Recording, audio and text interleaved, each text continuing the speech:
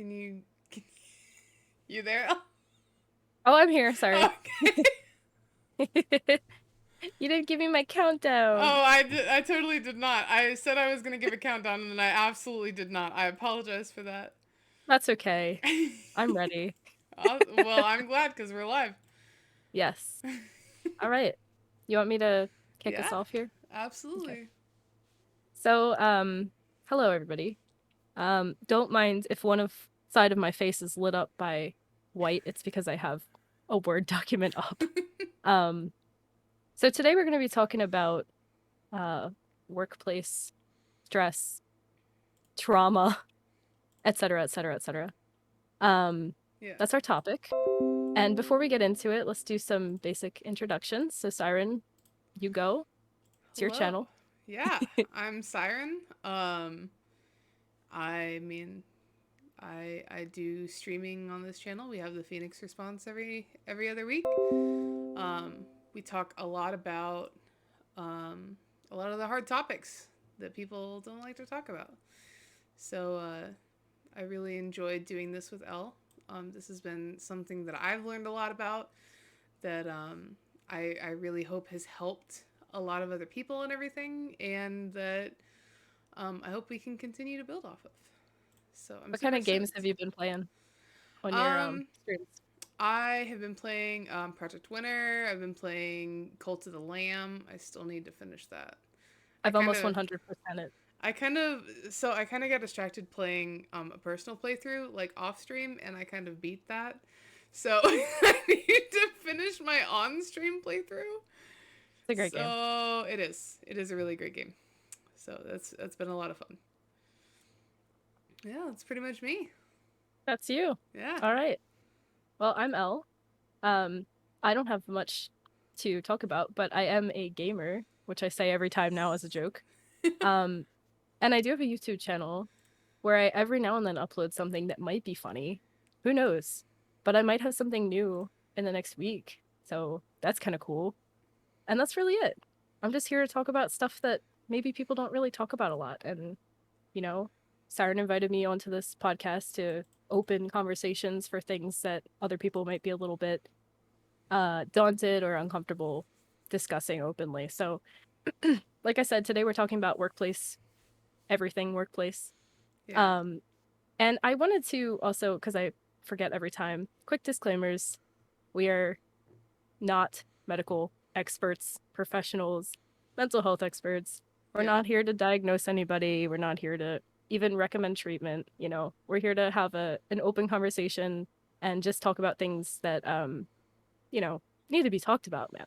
Yeah. And also without the social constructs, I feel like that a lot of these topics are already discussed with. Yeah. I find when we're doing research for these things, I assume that you've had the same experience because I've noticed that a lot of these topics, when you pull up a website looking up something like, for example, even about this, I was looking up information for toxic workplaces and whatnot. Mm-hmm. Every single website, with a few exceptions that I pulled up, were trying to sell me something. Oh, of And that tells course. me immediately, with few exceptions, again, that, those sites are pushing a rhetoric on you and they're trying to sell you something and they're trying to tell you you're broken and all these things. Yeah. So, that's not what we're doing. Nobody's Yeah. broken. Nobody's irreparable. We've all been through shit Yeah. and we're gonna go through it together and we're gonna grow from it. And that's the Yeah. whole idea of this Phoenix response. So I with also all of want to add that we yes, do please do. talk about a lot of very sensitive topics that Yes. I know to some people can be very triggering. We definitely do not intend that. Um, and I mean, if that's something, if there's something that we ever talk about that you're uncomfortable with, like you got to take care of yourself, Mm-hmm. like in that situation. But I mean, Mm-hmm. this is a fair warning. We talk about a lot of stuff that can be very triggering for people. So I just kind of want to throw that out there for people as well. Yes. I try to Yes. remember to like give a general warning if I'm Mm-hmm. talking about something that's specific. But yes, that is very true. Yeah. So, Do are you you want to good? start us off? Yeah. Yes, I can. Okay. Sorry. Let me pull the thing up. My my video is frozen. I just want to make sure it's working. Oh, yeah, it's working. I just probably minimized it. Okay. Yeah, that's exactly what I did. Like, where am I? Okay. I'm really bad with technology, in case you guys haven't noticed. I think I mentioned that in every single one of these episodes. I'm a useless millennial. Anyway, moving on. I think every time we start this, we have some kind of technical difficulties. Yeah, So it yeah, is what it is. yeah. So, let's just dive into it, I guess. I'm actually using an article to get some basic foundations for what we're talking about. It's from LinkedIn. We'll link it at the end with all the information and everything, Mm-hmm. just to give credit where credit's due. But I felt like this was pretty all encompassing. I did add a couple of things and I removed a couple things I felt like were kind of repetitive. So um, there were two general ideas of negative workplace environments that I came across when I was looking things up. Mm-hmm. One was kind of referred to generally as just a negative or a bad workplace environment, and the other one was a toxic environment. The toxic environments were usually they left more long-standing damage, they left more scars, as people say, and just more mental and physical harm. But Mm-hmm. bad or negative or whatever workplaces were also very bad and could definitely impact people permanently as well. So, but I did see that distinction, so I wanted to mention that. Yeah. The article that I used was specifically referencing toxic workplaces. But again, I think you can find these things at all levels in any bad or unproductive environment. So, like I said, it's detrimental to health, physical and mental health. Physical health is something that I think we mentioned in the first episode. When you're suffering Yes. from mental health issues, a lot of the times your physical health starts to be negatively impacted as well. Um, Absolutely. a lot of the time that comes in the form of like digestive problems, but it can be sleep issues, schedule interruptions. It can be so many things that can really um, just make you sick in many ways. So that's why I feel like it's very important. And I'm glad that we're kind of moving towards this as time has gone on to have, I've heard of workplaces having like mental health days. Never worked in one that did, but sounds great. Right. Yeah. And that kind of thing. So, because if you take care of people's mental health, their physical health will be better, and vice versa, obviously. But Absolutely. the physical health, you know, exceptions and assistance is kind of already built into most jobs. Mm-hmm. So, glad to see. Hopefully, it'll continue and get better. That we have more mental health allotment or whatever you want to call it. Yeah, Or I think they absolutely. usually call it like personal. What is it called? Some stupid HR term. Personal Personal growth wellness days or or something. something. Wellness. I don't know. Yeah, like sad days. I don't know. Yeah. Um, yeah. We just have sad days. Can those be Yes.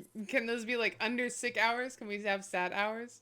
Just Yeah. hours that were Red really burlet sad that we hours. just we just need to take some time. Yeah. I just don't want to be at work today, man. So, starting it off here, we've got a couple of general examples of what makes a workplace toxic in this case, or just overall negative or impactful to your health.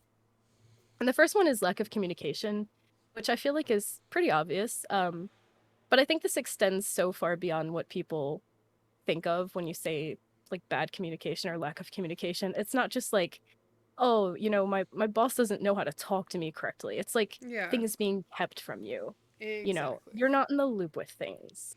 This group of people that you literally work with knows everything about whatever project you're doing, but you don't.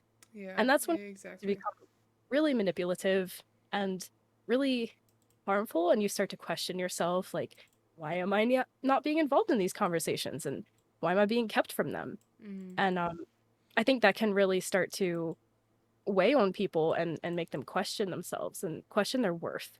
And that's the biggest theme, I think, with this whole topic is that it can really create like a lasting impact and make you question who you are and what you're worth and why you've gone through this, mm-hmm. especially if it's happened more than once. Absolutely. Yeah, absolutely. I feel like there's so many different like levels of dynamics with all of this too. Like I have been lucky enough to not have like well, I'm not saying that I haven't had bad jobs. Definitely Yeah. had bad jobs. Definitely had horrible work situations. I actually recently left one about 4 months ago and got a better job that has been taking care of me, which is amazing. Hmm. Like So, I mean, like, I've definitely had bad jobs, and I've definitely had those situations that, like, I don't feel like I am appreciated or valued. And that kind of stuff is very taxing on you. Mhm. It's ridiculously taxing. Like, I would come to work, like, trying to give my best, and then every time that they told me, like, oh, by the way, oh, by the way, oh, by the way, like, I'm just like, why is this not communicated to me? Why have these Yeah. things not been communicated to me further? Like, it's Yeah. exhausting because then I'm out of the loop. Especially, I've been a manager. Mm. I've been part of management the last 2 jobs I've been at. So I'm like, I have to be kept in the loop with this stuff. If I'm not kept in the loop with this stuff, like, there's nothing for me, Yeah. you know? So Fair. it's very exhausting Yeah. because, like, there were crucial pieces of information that, like people quitting Mm. out of the blue, but still being on the schedule, and and like it's I would have no people Yeah. for, like, however long You wouldn't because be they didn't tell that me. somebody had quit? No, Or do they you mean the wouldn't. person didn't say it? I mean, upper management wouldn't tell me, I see. That's not very helpful. or they wouldn't tell me that people called out Wow. until I Okay. went to Yeah, them that's and pretty said, bad. "Hey, this person hasn't showed up for their shift and they're 30 minutes late."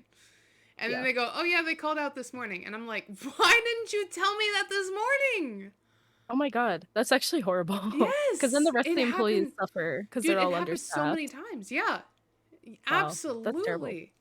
And then they get frustrated with you because you're probably the one that's supposed to make sure everybody's working and functioning well. Exactly. Yeah. Also, And that's we're not allowed to say workplace for the next 5 minutes. So okay. thanks, asparagus. Okay.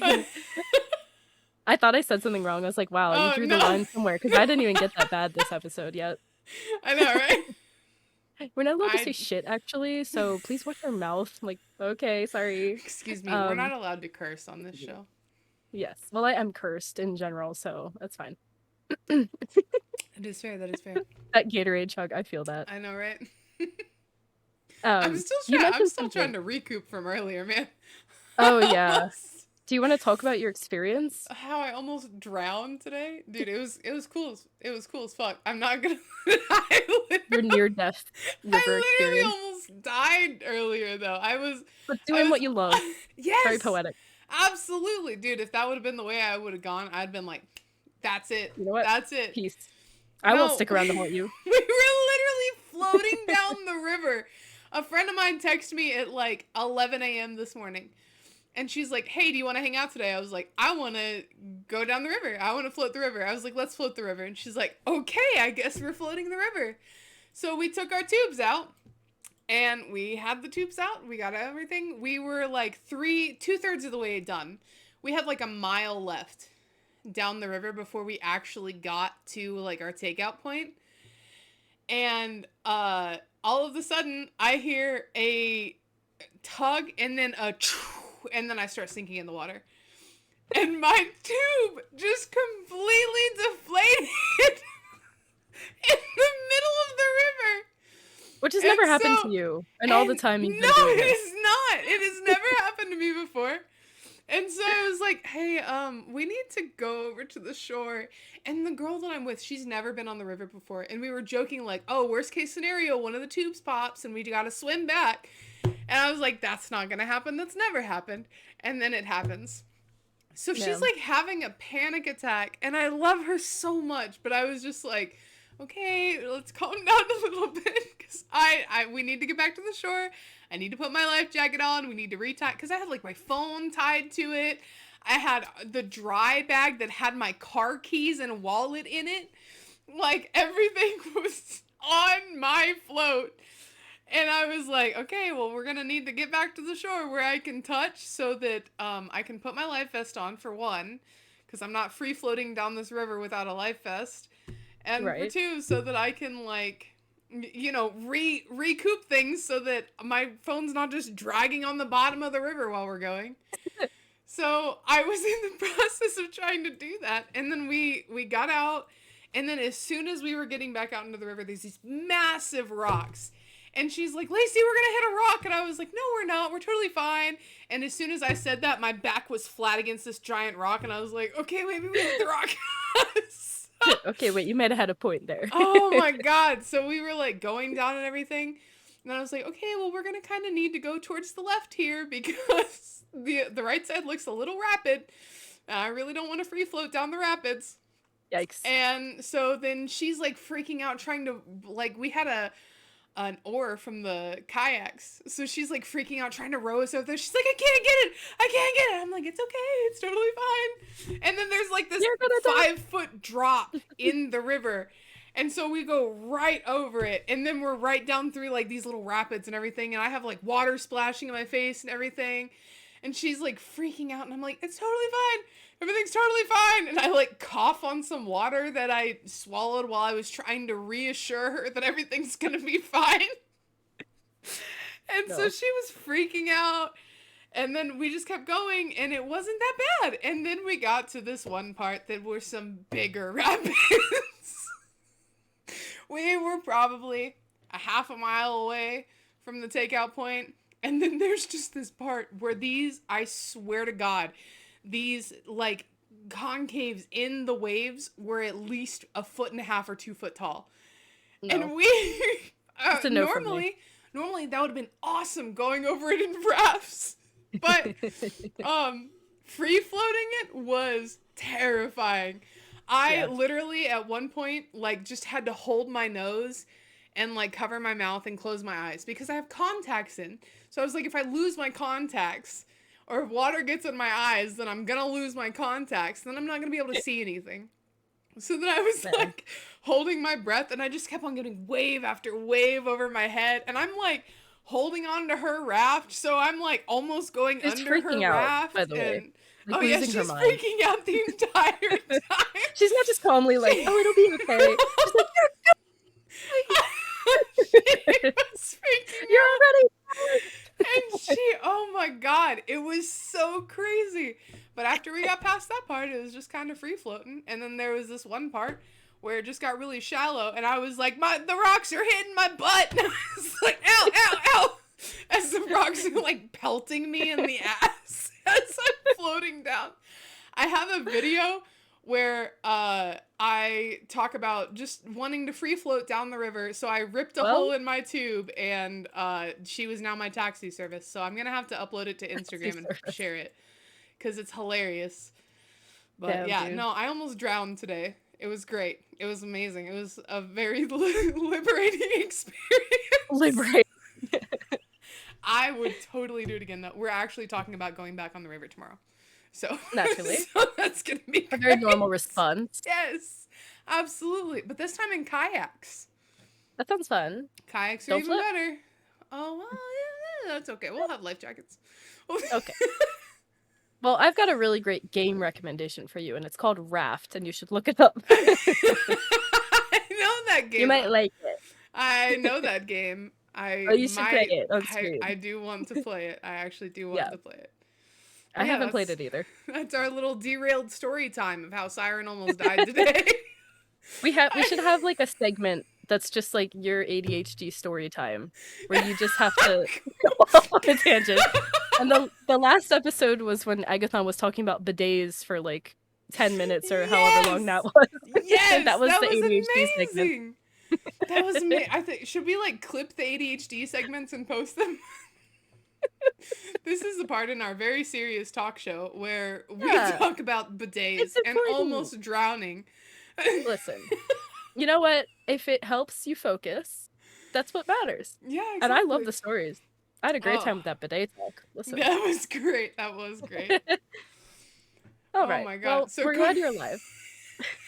So going back to the topic. Yes. You go from like almost dying to just talking about like my boss doesn't tell me things. My life is so hard. I almost died. I can't believe my boss. Yeah.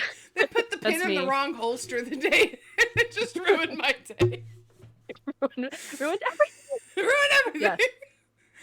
I feel Oh like my I'm so God, triggered over my yes. jobs all the time that I am that way at work. Like the smallest inconvenience is like, well, everything's burning and I'm leaving right now. So, Yes. Dude, I which is feel funny for that. this episode. I've Well, had I a lot of guess, bad work experiences, so I'll be talking a yeah. lot in this one. I'm so sorry in advance. Sorry I in guess that advance kind for of my brings trauma. us to the next one, of being overworked. People being Yes. completely overworked. Yes.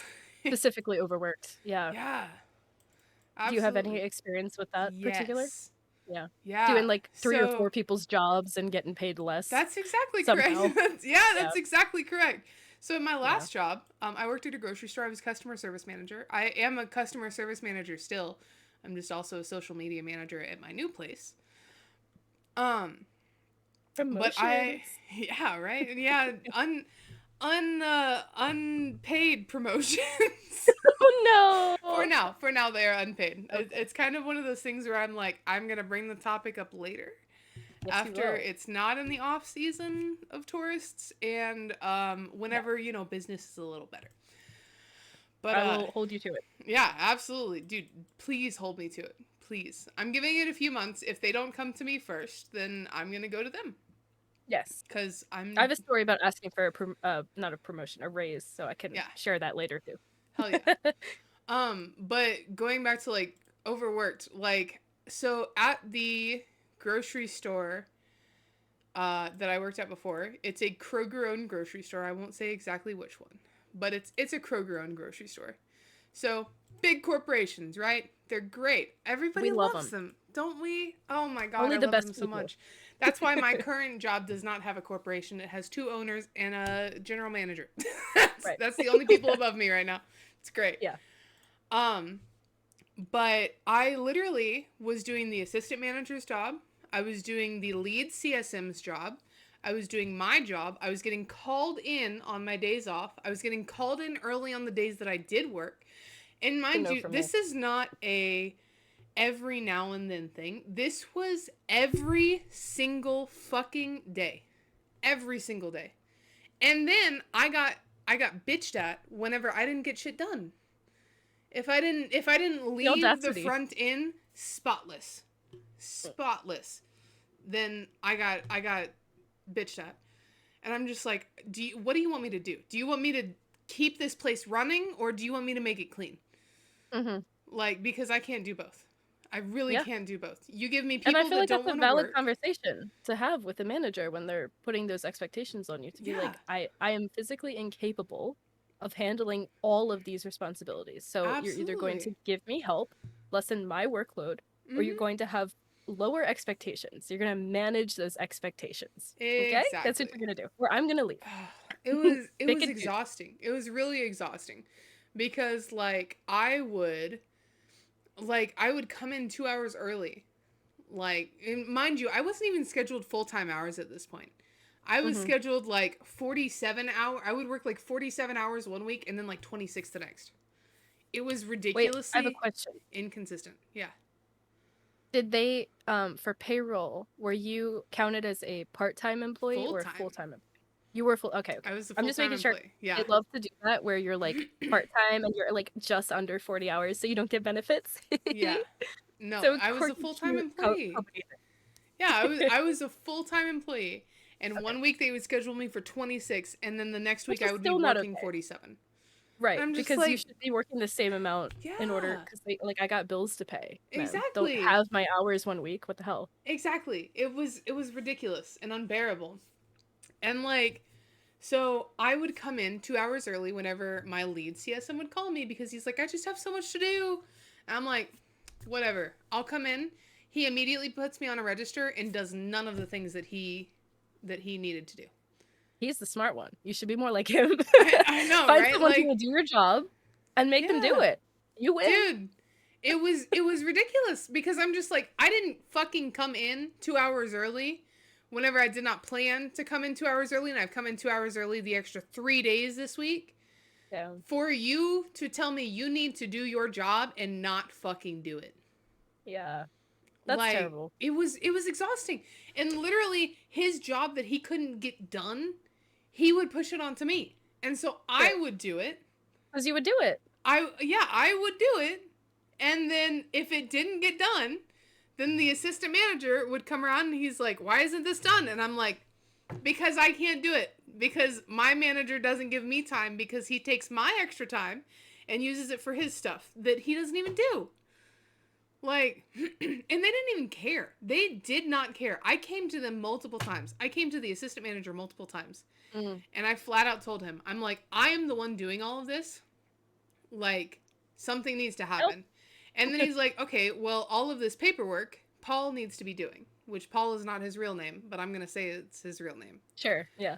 So they're like, Paul needs to do this. And I'm like, cool, awesome. So then I stopped doing it. And for 3 weeks, none of it got done. So then I go back to the assistant manager and I said, he hasn't done any of it. And then he's like, what do you mean? And I'm like, he hasn't done any of it. I mean, there's 3 weeks of this built up right here and he has not done any of it. And then he'd go, well, he needs to get it done. And I'm like, yeah, I agree. Okay. And so then I'd go and talk to him and be like, hey, did let's say Tim, talk to you about this stuff that he wants you to start getting done? And he's like, no, he didn't tell me about any of that. I was like, okay, well, he told me 3 weeks ago that you were going to start doing it and it hasn't been done. And he's like, well, there's no way I can get all this caught up. And then guess who got it caught up in 2 days? You. I did. Yeah. I absolutely did. Guess who had overtime that week? I did. Guess who got yelled at for having overtime that week? I did. That's the dynamic that they have there, and it's a never-ending circle. Then they would keep complaining that we didn't have enough people for the front end, or all of my people for the front end were complaining they didn't have enough hours. Yeah. How does that work? Yeah, exactly. How exactly. Does that work? They would tell me, I do not have the employees to run my front end. And then flat out tell me to my face, the people that want more hours cannot have more hours. Because they don't have the hours to give. And I'm like, they didn't want to pay people more, basically, to translate for people who are not sure what that means. Yeah. Like, they're being cheap. They didn't care. They didn't give two fucks. And I was just like, I am so sick and tired of being treated like this. That on top of how he talked down to me, like, that's gonna be for later. But, like... Yes. But that's a lot of lack of communication, too. Yeah, that's lack of communication and being overworked. Mm-hmm. I would come home absolutely really miserable and exhausted. Yeah. And absolutely underappreciated because the next day I'd come in and then they complain that something wasn't done. Right. Every single time, without fail. Yeah. Always giving you negative feedback instead of any actual positive, supportive feedback. Because they always wanted to push you to do more and more. You know the best part about my lead CSM, though? He would give positive feedback. In the most condescending way. Like what? The most condescending.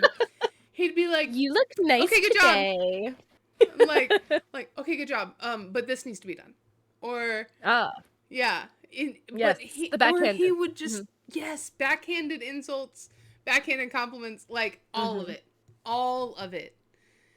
And, oh my God, I couldn't deal with it anymore. And I flat out told him, I'm like, what do you want me to do? What do you expect from me? That's a great approach. And I've taken that as well. I support that. Yeah, because when the expectations are not clear and you're being pushed and pulled and you ask them, okay, let's stop. Yeah. I'm clearly not doing what you expect of me. What do you expect? And when they don't come back with a solid answer, that's when you know you're in a bad place. Yep. Sorry for the clap. No, that's exactly correct. Yes. Absolutely correct. Yep. It was so frustrating. I have so many stories about that place. And I love it that 2 of the newer CSMs that I personally coached before I left there, because I'm like, listen, I'm leaving. This is exactly what's going to happen after I leave. I said, shit is going to fall apart because nobody's going to be doing anything. I said, and then this is going to happen, and then they're going to do this, and then they're going to try and promote you, and they're going to try and do this to you, and you need to stand your ground. And one of the people that I coached, every time she sees me, she goes, oh, Lacey. She goes, you were right. You were absolutely right. And I'm like, I hate doing the whole I was right. But I was. Everything that I said was going to happen happened exactly how I said it was going to. Yeah. I said, you're going to have problems with this person, you're going to have problems with this person, you're going to have problems with this person, and they're going to do nothing about it. Regardless of how many times you come to them, they're going to do nothing about it because they don't care. Because they don't care what you have to deal with. They only care that your stuff and their stuff and everybody else's stuff gets done in only enough time to get your stuff done. Yeah. Like, the assistant manager was literally begging for me to come back just to do paperwork. Because 2 months, like, months after I left, the paperwork hadn't been touched. Well, that's karma. At all. And I was like, you know, I might come back for 2 hours a week. I was like, yeah, you're going to pay me at least $20 an hour to do that. Yeah. And he's like, well, you'll be getting journeyman at least, which is like 18 something. And I'm like, no, you're going to pay me at least $20 to come back and do that for 2 hours a week. That's $40 a week. I think you can handle that. If you want your paperwork done, 2 hours a week, 4 hours every other week, then yeah, I'll totally do that. Completely do that. But you're going to fucking pay me for it. Yeah. And I'm not putting up with this. You're worth. Yeah. And he just wasn't willing to accommodate me on that. And I was like, all right, cool. Good. Sucks for you. I got enough shit going on as it is. And then my current manager, those ties and you move on. Yeah, and then my current manager was like, "Hey, do you want to do our social media?" And I was like, "Fuck yeah, I'll do it." Yeah. So now I'm a social media manager. That is to come. I am definitely not letting them get away with that, dude. My job is fucking stressful right now. Well, that's kind of in the next little bucket we have, which is being kept from promotions and raises. Yes. Which can be actually done quite passively too. I've had not personally, I've seen other people who were kind of just kept in the position that they were in, and it's easy to be like, well, you never asked for XYZ or you never applied to XYZ, but it's like, if your management's kind of constantly putting it in your head that like you're the best at this job and like basically roundabout telling you like, no, we're keeping you here. I have actually been kept from a promotion blatantly. Honestly, I think this is the most upsetting story that I have to share tonight. I am excited to listen to this. Because it sounds made up. And like the more I elaborate on what happened, the more it sounds made up. But I swear to God, on my life, this happened to me. So I worked for this company. There are multiple like massive hospital systems in the state that I live in, and I worked for both of the biggest ones. And funny enough, my experience at both of them was very similar. What do you know? Oh, massive corporations, non-profits. So cute. We love a non-profit. Am I right, ladies? Right. Don't we? Where's my profit? Yeah, anyway, right? So this company, by the way, fantastic name. Like, still to this day, when I tell people I worked for them, they're like, oh my God, that must have been the best job. Why did you leave? And I'm like, you want to hear how they treated me? Yeah. Not just you like know a name and think like must be great. Envious, like, excuse me. So anyway, basically I worked for this place for like 2 years. They had 2 strikes with me and a lot of bullshit in between. And then I left. The first strike, because let me just be clear, I was 20 when I started working for them. And I thought, given my education at the time, I was in my associates for biology. And I thought because they had a university system, both of these hospital systems do, that I would end up with them basically for life. Because 20.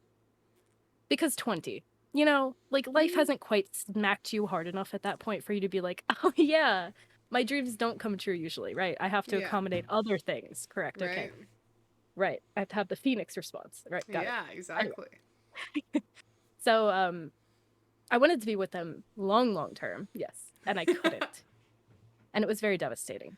But essentially, what had happened was I worked for them for about, let's say, 6 months. And this position opened up. So I was working in what is essentially, and this is very demeaning to what I did there, but I'm just going to make it very clear and cut dry.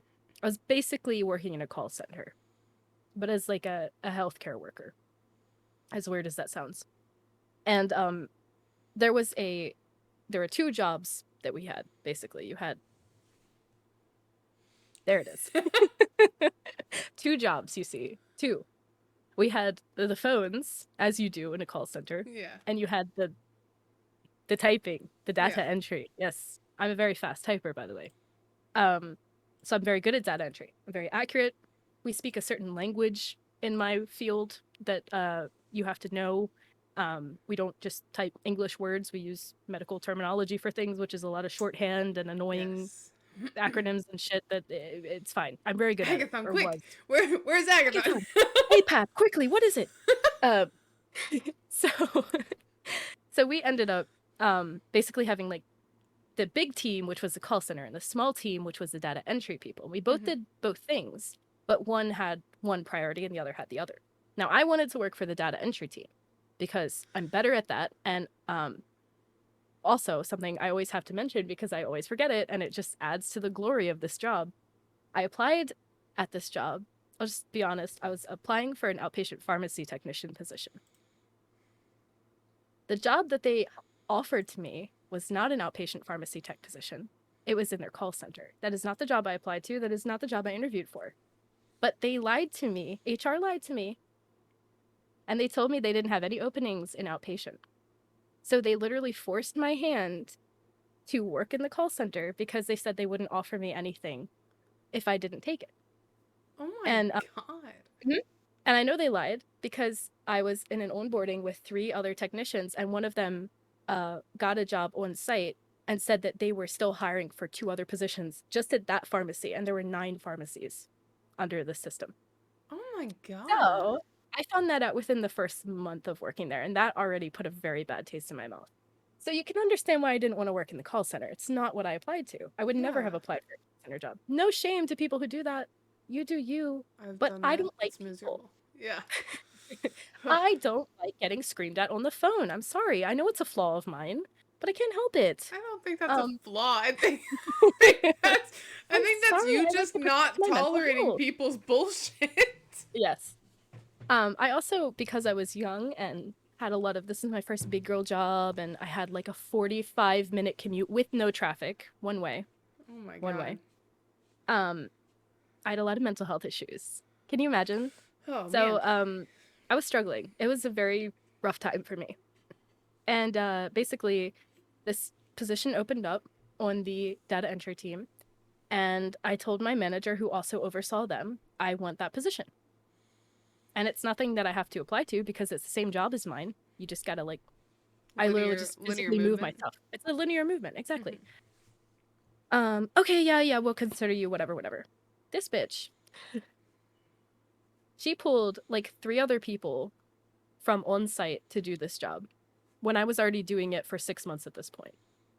She kept pulling people from on site. I don't know why. I don't know what the purpose was of that. If they were trying to pretend like they cared about promotions, because I can give you, as soon as I get to my actual point, they obviously didn't. So I was like, cool, whatever. People are getting opportunities, good for them. So they filled up the whole team, basically. 6 months turned into 7 months, turned into 8 months, turned into 9 months. Nobody else wanted it, by the way. It was just me. There was nobody else. I had no competition. Nobody else. Oh my Nobody else was like god. asking for this lateral move. It was just me, and they would not give it to me. 4 months later, one of the girls who was on the data entry team got fired. She had a baby girl, and she was late one too many times. It was absolutely horrifying watching it happen. And yes, we all watched it happen because my manager did it in front of everybody at like 8:30 in the morning because the call center is a big open room. Oh And my this poor god. young mother who was my age, who at the time you can imagine in her early 20s, was mortified and humiliated in front of people. We had a very strict lateness policy, which is not uncommon where I live. I don't know about elsewhere.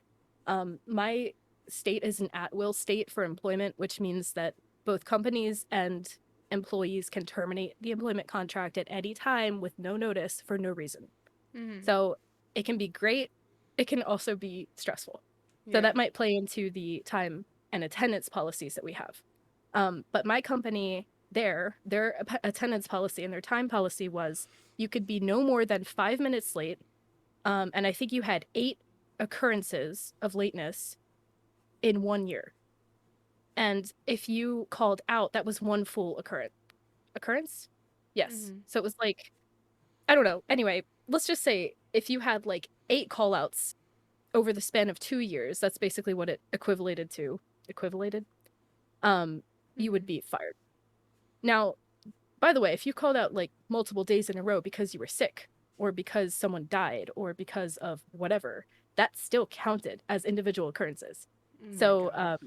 yeah, so we were priority 1 employees, meaning we had to be to work any time of the day, any weather, any holiday. Doesn't matter. You're not a human being. You're not allowed to be a real person with emotions and problems in your personal life. You are a robot who's expected to come to work at the time we tell you to be here, early actually, even though we're not paying you to be here early, and you're going to work the full length of your shift and you're going to shut up.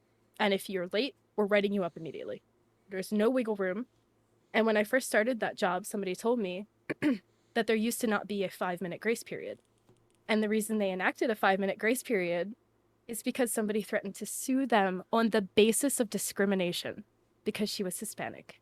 Oh my And God. that's why they enacted the grace period. And that's the kind of company I worked for.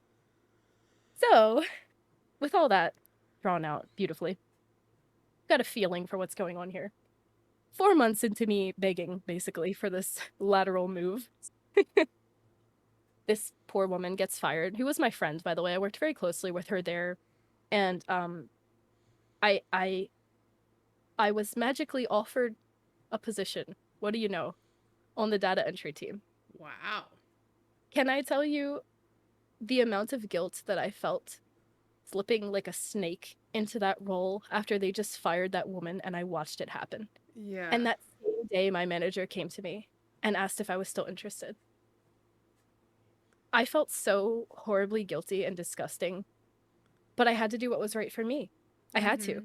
So I took it, even though it was gross. And even though I was bitter that that's the only reason why they offered it to me, not based on my credentials or anything else, but because they suddenly had a need for me.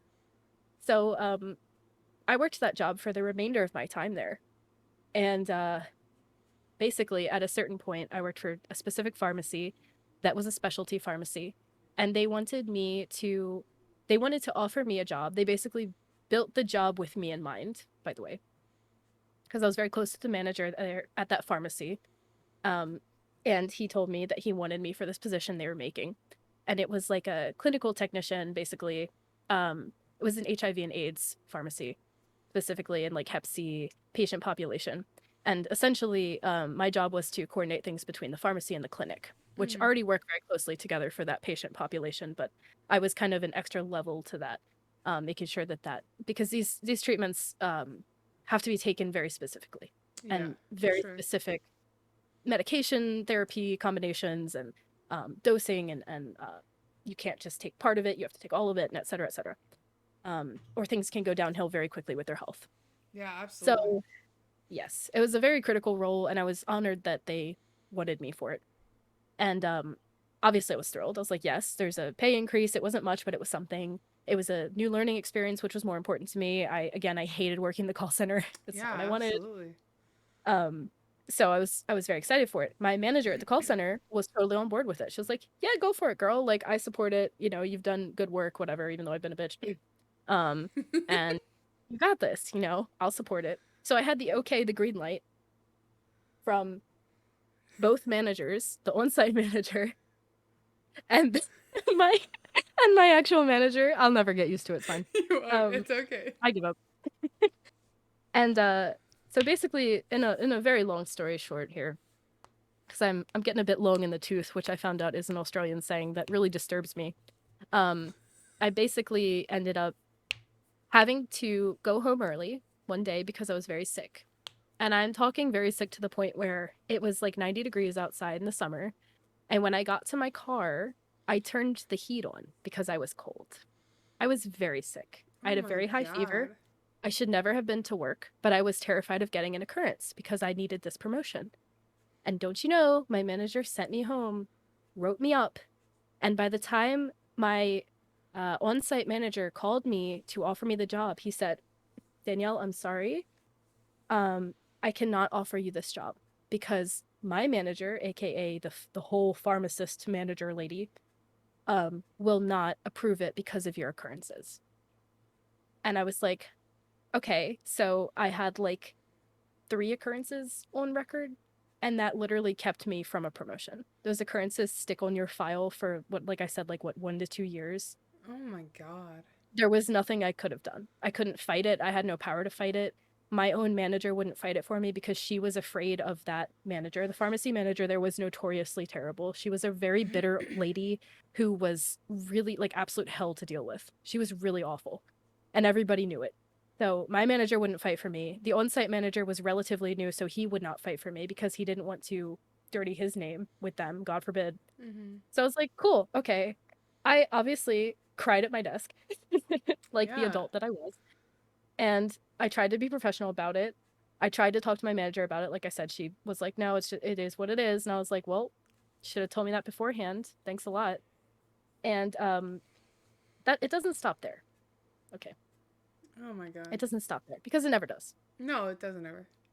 That was humiliating enough because other people I worked with knew that I was going to probably leave for this job because I talked to them Mm-hmm. about it. And now I had to tell them, oh no, sorry, I have occurrences and I've been written up and I can't actually be considered for this job, even though I was told that I could be, and that wouldn't be a problem because I made it clear to them what was going on my file. So that's cute and all. So one day I come into work. It was like the next week. Like I had just finally, let's say that was midweek, and I come in Mm-hmm. on Monday, and I'd finally kind of come to terms with things. I was still upset, obviously, Yeah, but obviously. yeah, I was like, it's fine. Like it is what it is.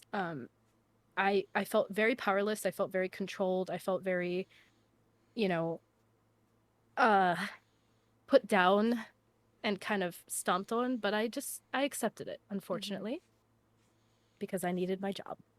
Yeah. And I come in, and at my desk, somebody's sitting there, and I was like, huh, that's interesting. So at this point, I was working evening shift on this day. So I came in at like 11, 11 a.m. or something, and I worked until like 8 or 9, whatever. And this girl had been there apparently since like 8 a.m. when we opened. And I was like, hello, can I help you? Apparently, she was there to be trained. And I was like, interesting, okay. And I was like, what's your name? And she told me her name. And I recognized instantly that she was from the pharmacy that I worked with, the specialty pharmacy. And I was like, okay, what are you here to get training on? And she was like, oh, I'm just supposed to shadow you. And I was like, alrighty, we can do that. I'm sorry that I'm late. This is my shift. Nobody told me that that I was supposed to shadow you. I'm really sorry about that. I would have come in early if I knew it. So I didn't waste your time. She's like, it's okay, whatever. Your teammates showed me some stuff. I was like, okay, cool.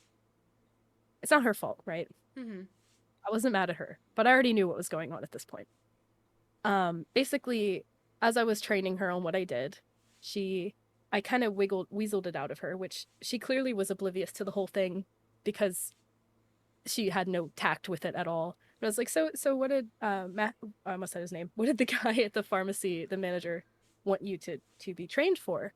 And she was like, oh, I got this. I actually got a promotion. It's this like clinical tech job, and um, I'm starting like this week, and all these things. The job that you were supposed to get? Yeah. Oh my god. Yeah. They made me train they Oh made me train her for my my job god. without telling me, without asking me or giving me a heads up. I She was there can't for two believe days, that. and I trained her. She was so sweet. I couldn't be mad at her even if I wanted to be. I loved her. She was actually my favorite on-site tech. But the real shitty part? I mean, that's all really terrible and all, but she had only been there for 2 months. Oh my I had been there for 5 years. god. I was like, okay. So, when she left, one of the women who sat in front of me, who's a pharmacist. She's still a good friend of mine to this day. And she just like leaned over, like imagine her computer is like blocking her face, and she just leans over like, what was that about? And I told her, and she was absolutely floored. And she had worked for this company for like 12 years at this point, Oh my god. but she wasn't surprised. Well, no, So not at all. yeah, so that was a slap in the face for me. No I joke. I actually took a $3 an hour pay cut at my next job to get out of that place. That's how Jesus badly, Christ. yeah. And that was rough. Mm. And that next job didn't go any better, by the way. Dude, I've worked because it was for the other hospital system. of course. I should You should have learned the first time. I should have learned, man. Dude, I've worked at a call center before. Call centers are fucking miserable. So, Soulless hellscapes. oh my god, dude. Okay, Horrifying. so I worked at a call center for, maybe like five months, for like late 5 into months too many. 2020. Yeah, late into 2020, early 2021. So like Yeah. COVID was just right at like peak times and everything, and so I had found this work from home job, and I'm like, dude, this is awesome. I can work from home. Don't have to worry about anything. They give me all of my equipment. They'll train me digitally. Like, dude, I don't even have to ever go in the office except to pick up my equipment. This is great, man. I was like, I'm getting paid $16 an hour at this time. I'm like, fuck yeah, man, let's do this. That was the worst job I've ever had. No, it was the worst job. I am not an extrovert by any means. By any means under this fucking blue sky. I'm not either. I have to push myself really hard at my jobs to talk to people all the time. I just like, now don't get me wrong, I fucking love socializing with some people, but I hate people. the general public is terrible. Yes. There are some terrible. people that like I could sit and talk with them all fucking day. All fucking day, all the time. Awesome. I even like sit in a fucking Discord call on my Discord most days, just letting people circulate through, talking to anybody that comes through. That's awesome. That's great. I fucking hated this job. Yeah. I was a call center agent for Bank of America, which is a fucking horrible company, mind you. Terrible company. Do you know how much their overdraft fees? Do you know how much their overdraft fees were? I don't use them. $35 for an overdraft fee. And that is one transaction. One transaction that is over $5 in amount that overdrafts your account. Ew. That's really gross.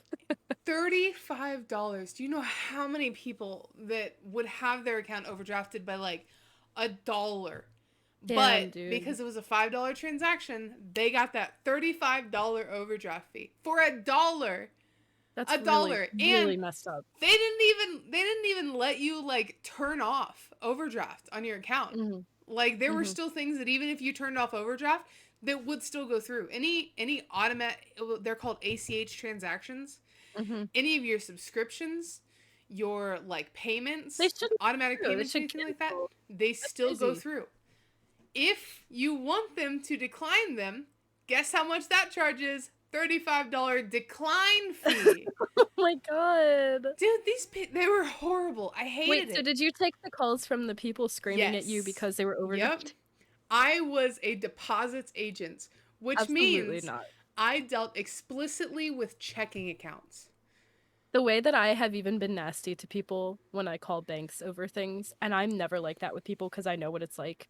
But the way that those people are dead inside because they're already been. Oh my but you god. can't pull things over on me because I've worked in a call center. So when they start their roundabout bullshit of trying to just get me to shut up and leave the phone, I'm like, I'd like to talk to a manager, please. Yeah, right? There's a call center trick. You can always ask for a manager. Yeah, you can absolutely always can. Sometimes you're going to be waiting. Listen, I'm just letting y'all know. I'm giving you an out. Yes. If you got a problem that someone's not fixing for you, you can always, because let me tell you something. I'm gonna let you know, if it's Bank of America, you're gonna be waiting for a fucking long time for that manager. Fine.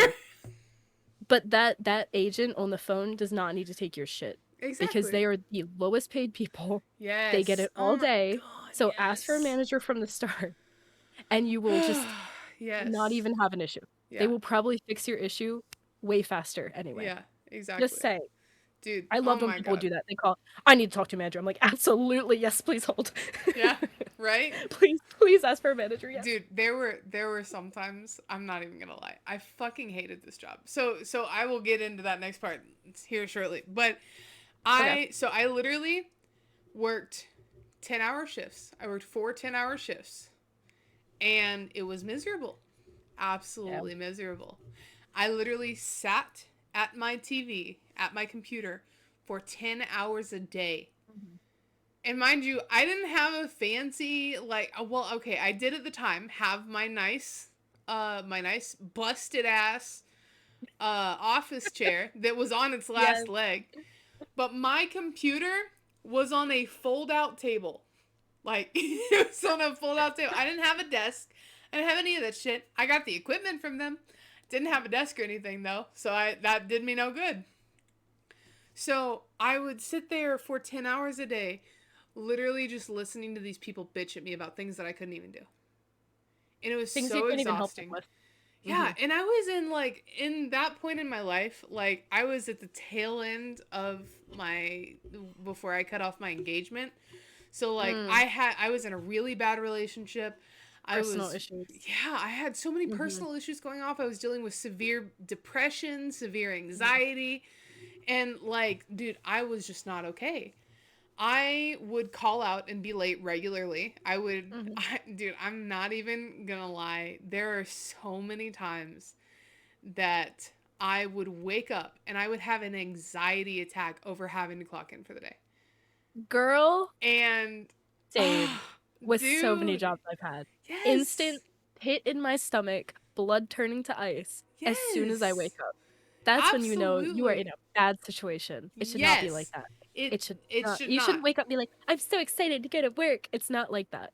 Yeah. But that level of anxiety just thinking about it, like I've had it on like Friday evening, leaving work, thinking about Mm-hmm. going back on Monday. Yes. Yeah. Absolutely. Girl, Absolutely, dude. you have the weekend. Chill Yeah. out. Exactly. Terrible. But Terrible. I regularly would be like, oh man, my internet's down. You know, like can't jump on, my internet's Oh, that's the down. best Like, excuse working dude, remotely. yeah, Sorry, I can't log absolutely, on. absolutely. I use that excuse so many times until they started being like, oh well, maybe if you're having so many issues with the internet, we should move you to the office. And I was like, oh man, my internet's Yes. great now. You know, Suddenly it's fine. I don't know Yeah. what was going on, but it's great now. Yeah, so like I I had so love that. many excuses because I just couldn't. Like I just couldn't handle it, man. And Mhm. so I think eventually my uh-huh. supervisor had pulled me to the side and he's like, "Lacey, what's going on? What Mhm. is going on? You know, like your times are just bad. You know, like your stats are bad. You know, your You attendance is sound bad. miserable Like on the phone. We listen to yeah. you for some reason. Yeah, no, they always fucking listen. By the Uh-huh. way, they fucking listen to that shit. Do you Just think remember. do you think that there's a way to have a healthy call center environment? I No. didn't know that you'd worked for one. No. I would have put this on the list of things to talk about. Ugh, I don't think so either. I don't no, think so either. absolutely not. Like for the employees, but also for the customers or the patients or whoever, like it's just not it's not helpful. Yeah. It's not It's helpful. not. It's just It's for really not. efficiency. And it's Yeah. not efficient. Dude, I literally had a tiny little like box in the bottom right hand of my screen that was my phone. That I clicked the green button or the red button. If I hit the red button, that means I'm unavailable. I can't take any more calls. If I hit the green button, those calls will come in. The second somebody turns that phone off, I immediately get connected with another line. There is Yeah. no breathing time in between. Yes. There are some times that I'll be saying my outro while somebody clicks in because they hung Because up on they me in the ended the middle of call. it. Mm-hmm. Mm-hmm. Like, and I'm just like, oh, well, sorry about Were that. you Hey, thanks timed for calling Bank of America, you know?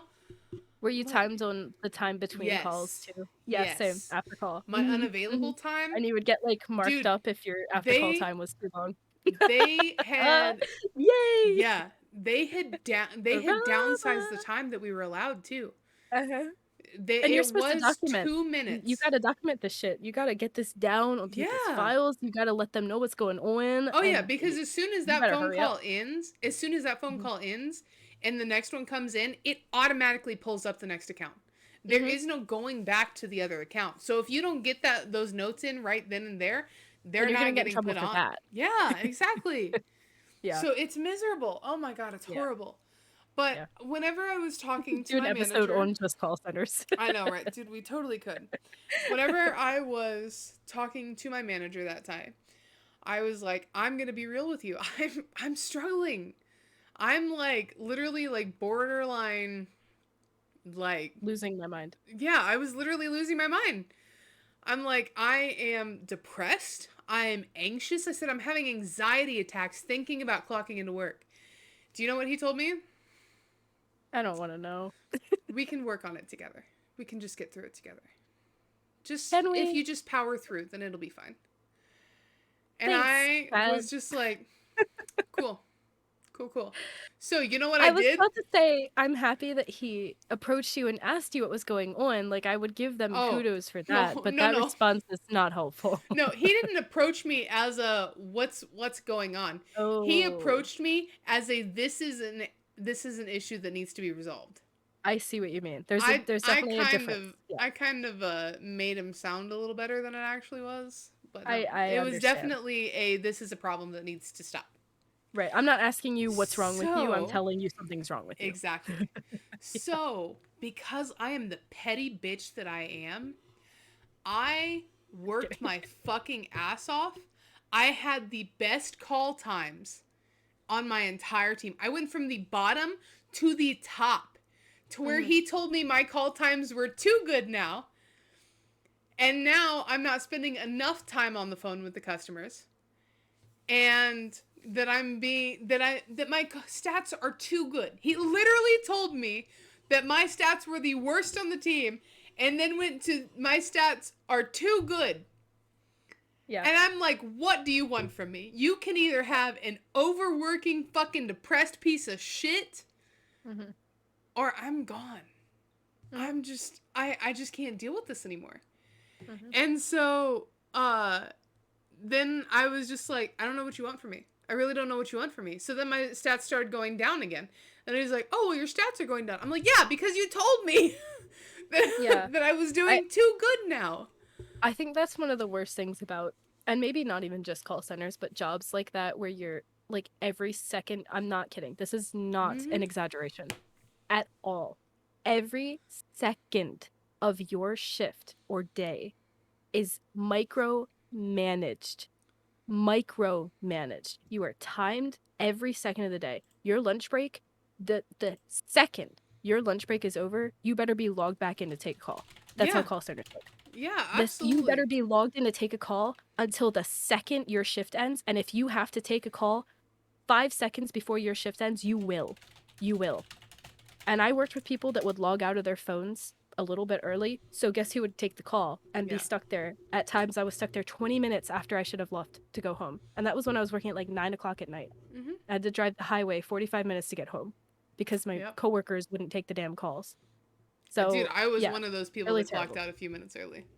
I I wish I would did. And I that's would why I'm make an saying, excuse to kind of like add some more notes to somebody's account or something. and that's exactly it. And that's why I say that that person at the grocery store you worked with was the smart one because they were working smart, not hard. Mm-hmm. And honestly, I wish that that was me, and I try to not use people like that.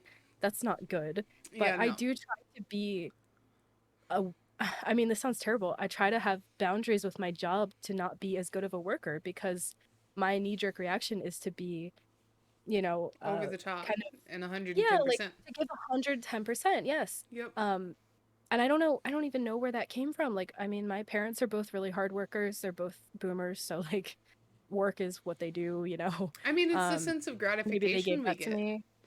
you I don't know? feel like my jobs were ever gratifying. Yeah, but I mean like It's just something in me. if you can go home like at the end of the day knowing that you put your absolute best into something, it doesn't matter how shitty that job is treating you, you feel good with yourself to know True. that like you gave it your all. and you Yeah. did like everything you could to I don't make mind that much. a good day, if that makes sense. Yes, it does. All right. Next up, in this corner is, which I have a lot of experience with, bad attitudes and cynicism. Woo! Who Let's boy. hear it for negative people. The most negative, pessimistic pieces of shit at jobs. It doesn't have to be coworkers. It could be management. It could be HR. It could be anybody. And you go to work and you're trying to have a good day. You know, you ate a healthy breakfast and you got to work a little early and you're drinking water and you're like, I'm gonna have a good day today. And that asshole comes out from the corner of his office. Bob. Fucking Bob. Nobody Fucking likes you, Bob. Bob. Nobody likes Leave. Bob. But Bob's been there 20 years. And Bob knows the dirt.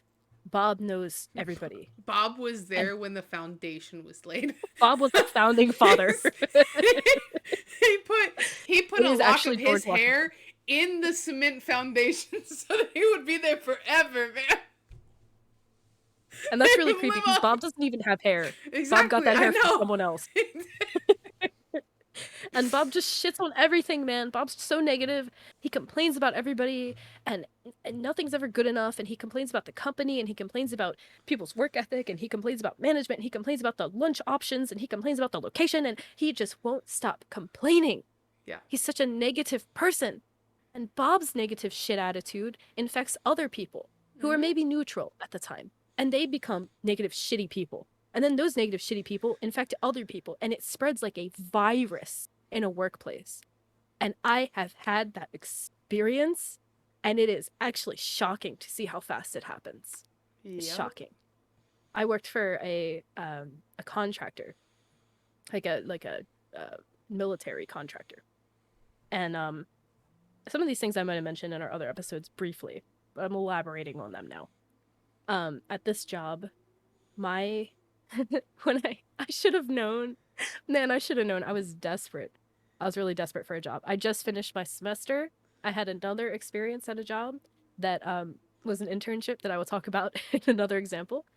And I was like, I need a job, man. I got bills to pay, and I am jobbant. Please help. So I took this job again. Immediate red flag that it was 50 minutes now away from my house with no traffic, and I had to pay a toll both Oh my ways. god. Not No, thank reimbursed. you. How dare. How dare. So yeah. So that was great. Uh in my interview, the manager says to me, "You seem like a good fit, but I need to make sure you're able to handle how did he put it? A bit of I honestly think he used the word toxic, a bit of a toxic workplace." And I was like, "What do you mean?" And he was like, you know, it's a small room with like 15 people in it and you're all doing the same job and people talk and people gossip and spread rumors and some people don't have great attitudes, but they do good work and I need to make sure you're able to work with them." Wow. And I was like, "Well, I've worked with some very difficult people. I thought I had at that point." It'll be fine. Yeah. I need a job. I'll take it. So, it was like 2 guys and the rest were women. And I do need to point that out. Because as a woman, I know that other women talk a lot of shit. True A lot that. of guys at jobs that I've been part of, not all of them at all, not all men, but like a lot of guys, they tend to stay out of it for the most part. They don't really care. Like they just don't care. Yeah. They're usually slackers in my experience at my jobs. Not talking about other jobs or other men. That is not everyone. No. But in this job, both the guys were just they were favorited. They're favorited. One was the supervisor, and the other one was a father who literally fell asleep at his desk one day and didn't even get written up for it. Oh my god. Huh. Interesting how that works. Anyway, uh, literally fell asleep, got caught by the manager, didn't even get written up. Just got a little, don't do that. Oh my Anyway, god. the rest of the people were fine. There were 1 or 2 people that were very toxic. They were very negative. They Mhm. were very bitchy.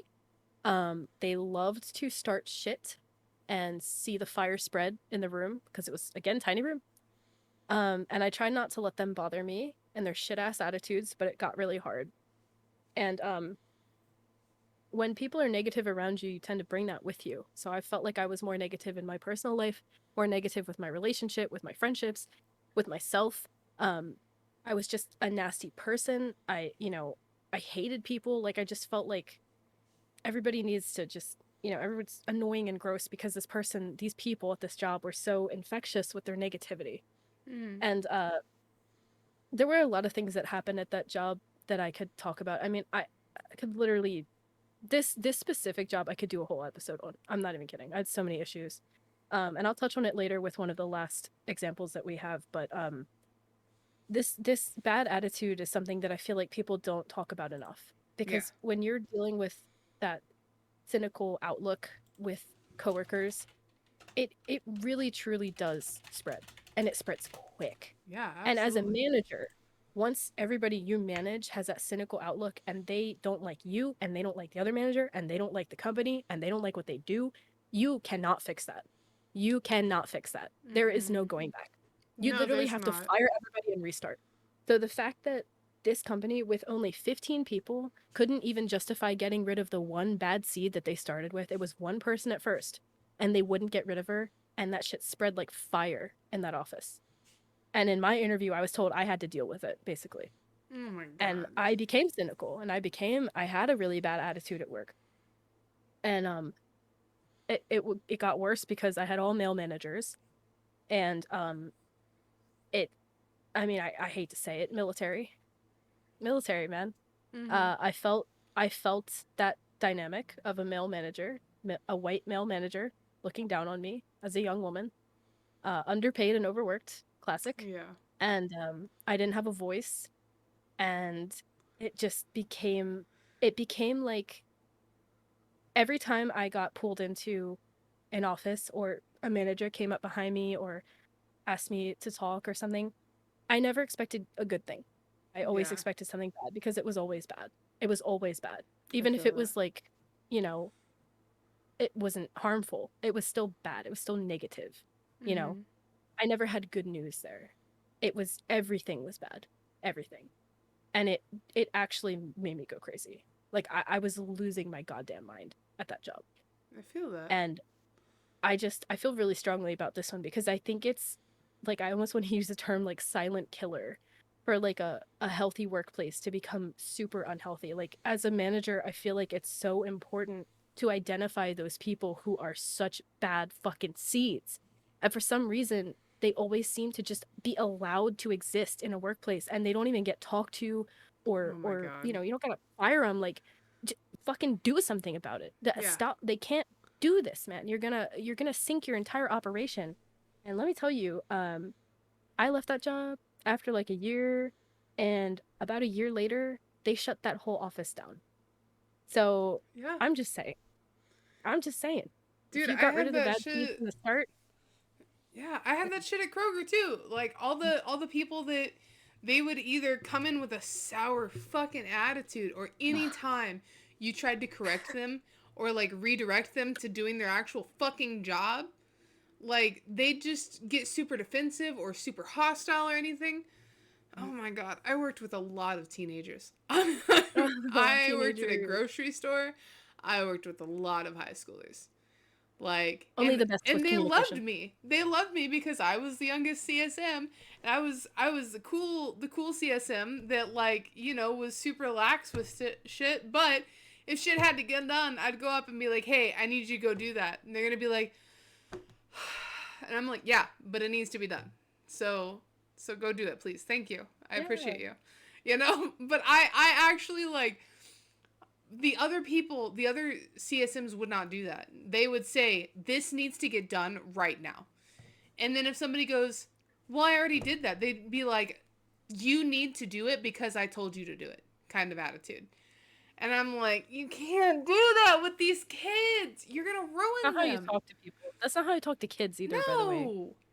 That's No. not a valid way to parent It is or not a to manage. valid way to talk to anybody. You can't just No. walk up to me and Are say you you need God? to do Well, this I'm an atheist. because because I told you to. That holds no court. Yeah. You can't fucking do that to people, dude.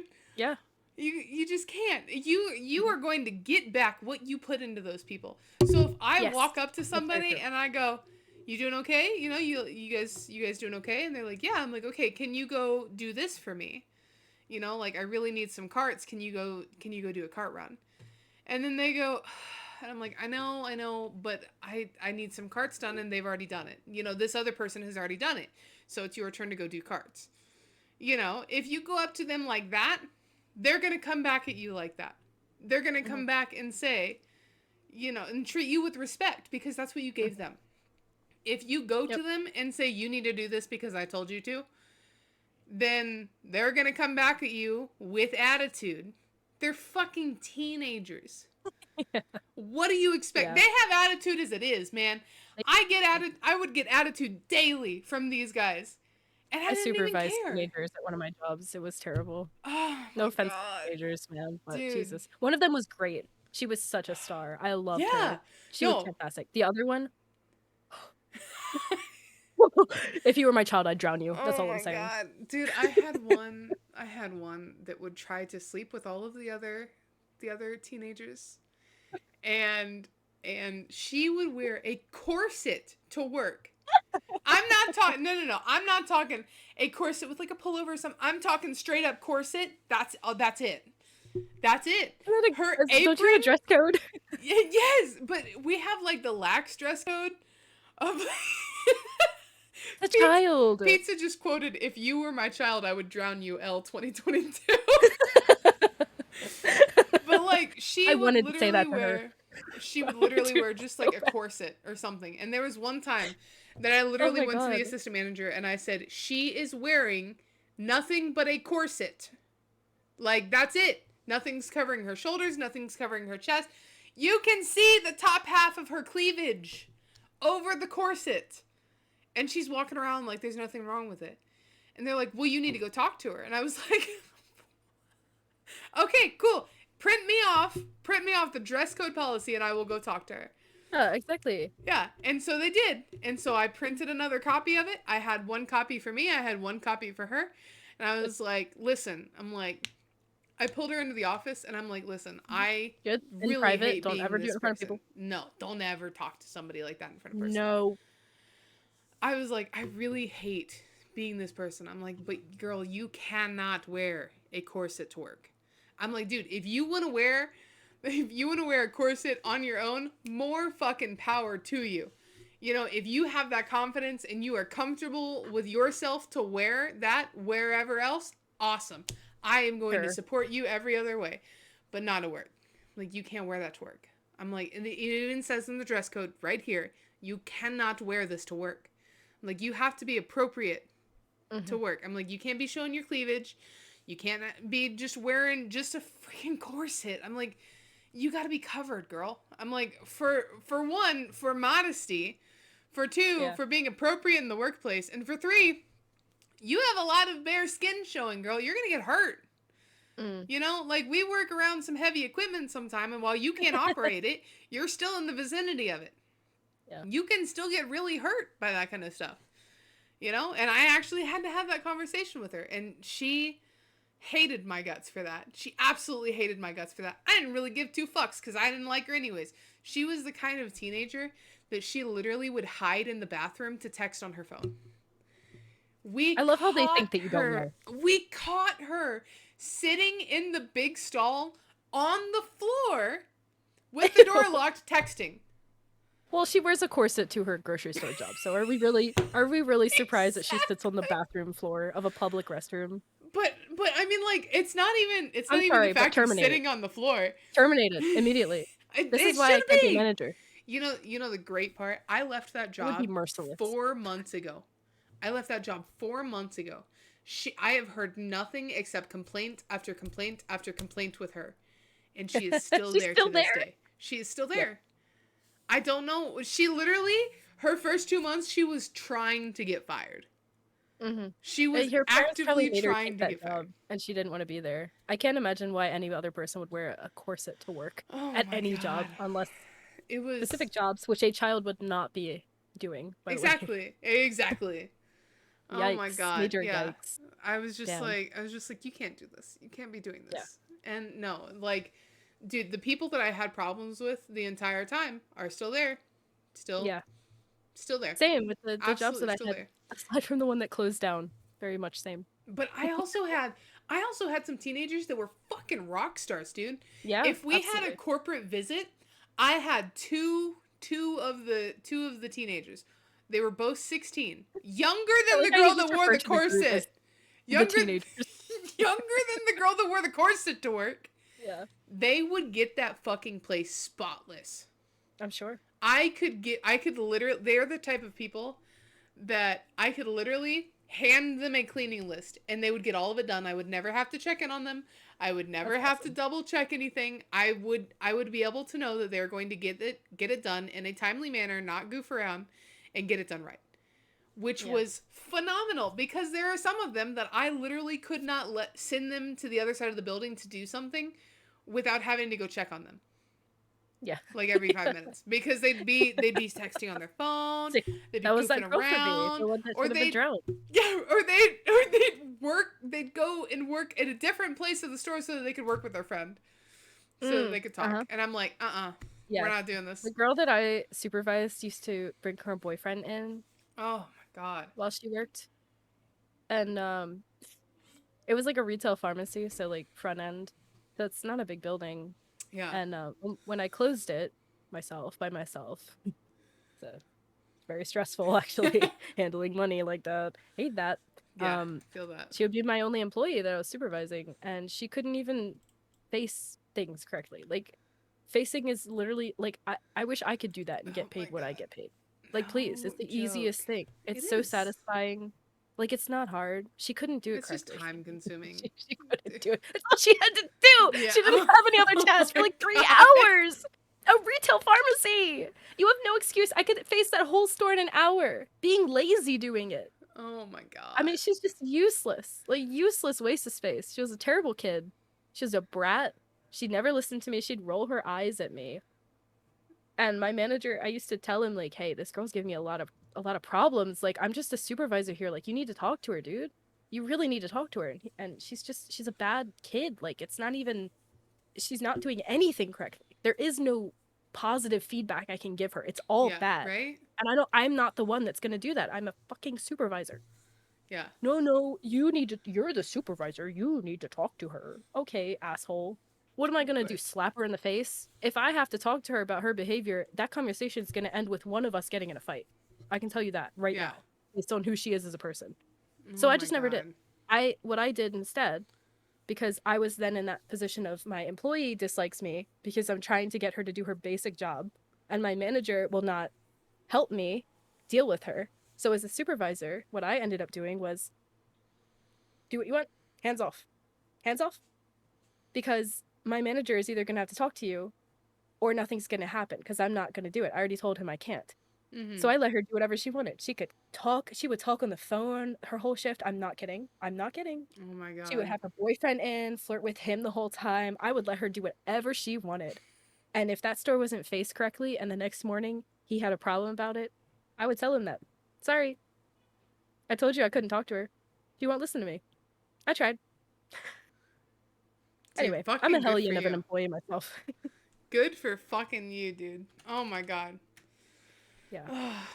I had one of those So- employees recently at this place that like Yikes. I literally, so I'm the social media manager and a customer service manager. So I have two titles, two positions that I hold that I'm are fancy. fucking crazy stressful whenever Yeah. they're mixed. So whenever I am doing social media, I have to sit in the back office on the computer to do things, right? Sure. When I would sit back there, she would sit down on her phone in the back. And I'm just like, do you think that I'm just fucking around, like scrolling through Facebook or She something just on sees this you on Facebook. on this thing? I'm like, I am scrolling through Facebook for work. I'm Mhm. literally like reaching out to local businesses. I'm trying to schedule things. I'm trying to Mhm. like create posts and stuff like that. Like, I'm like, what do you think that I do here? Like, what? I think that's the thing. I Oh feel my like even when God. I was like in my early 20s, I didn't really understand a lot of jobs that people held, and I feel like because of that, I didn't always have an appreciation for authority that certain people had. Now, Mm-hmm. there's such a thing as abusing that authoritative power. Absolutely. Um, but in general, I do feel like when I was younger, I didn't have that basic respect for a lot of people because I feel like I didn't have, and I'm not trying to speak for other kids, but like I didn't have the comprehension of like what you're talking about. Like, oh, this person's doing, sorry, I have cat fur on my No, mic you're at all fine. times. You're fine. Is doing, this is a job or whatever.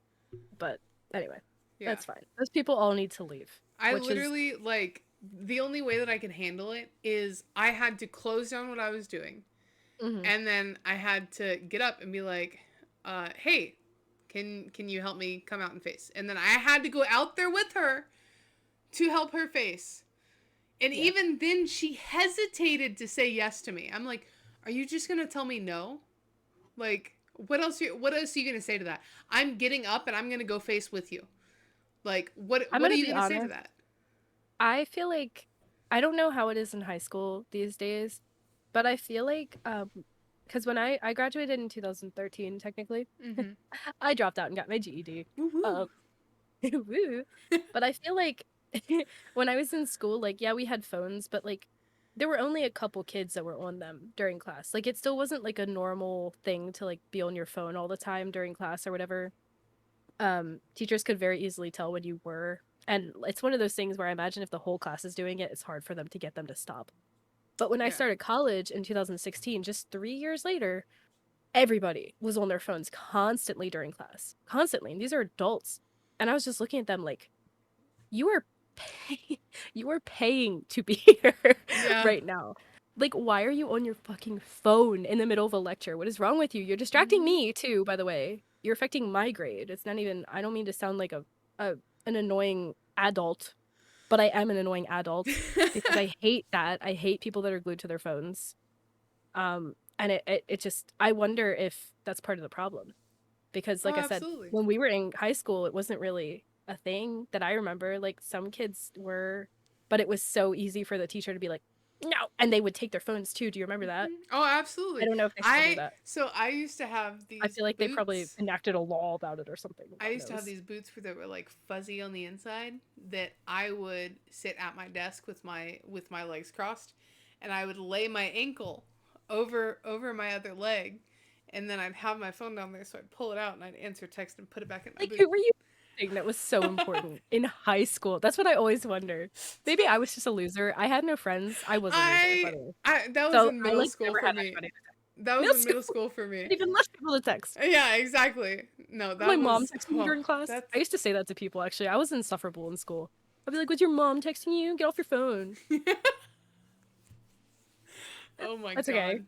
It's fine, It's right? amazing. Absolutely, absolutely. All right. Getting back on track here. Sorry. Yes. High turnover. This is pretty simple, pretty straightforward. I think we've all had jobs that have high turnover, and I think that that's actually why the company I mentioned got shut down. The office did, the company did not. I think that their turnover there, especially because they were a contractor, which Mhm. means all that shit is very much watched to Oh the my god, T. yes. I think that that office was shut down because their turnover was so damn high, which is Probably. karma. Yeah. Um, If you support Gossiping, toxicity in your fucking workplace, yeah, your turnover exactly. is going to be hella high. Exactly. Thank you.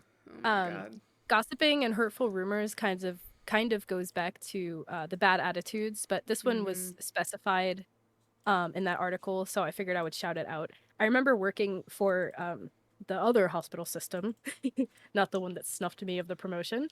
And this wasn't why I left, but one of the things that made me notice immediately, pretty much as soon as I started, that it was not going to be a fun experience was that the girly pops in my coworker cohort um, I was working inpatient pharmacies. So my hospital had one big pharmacy for the whole thing.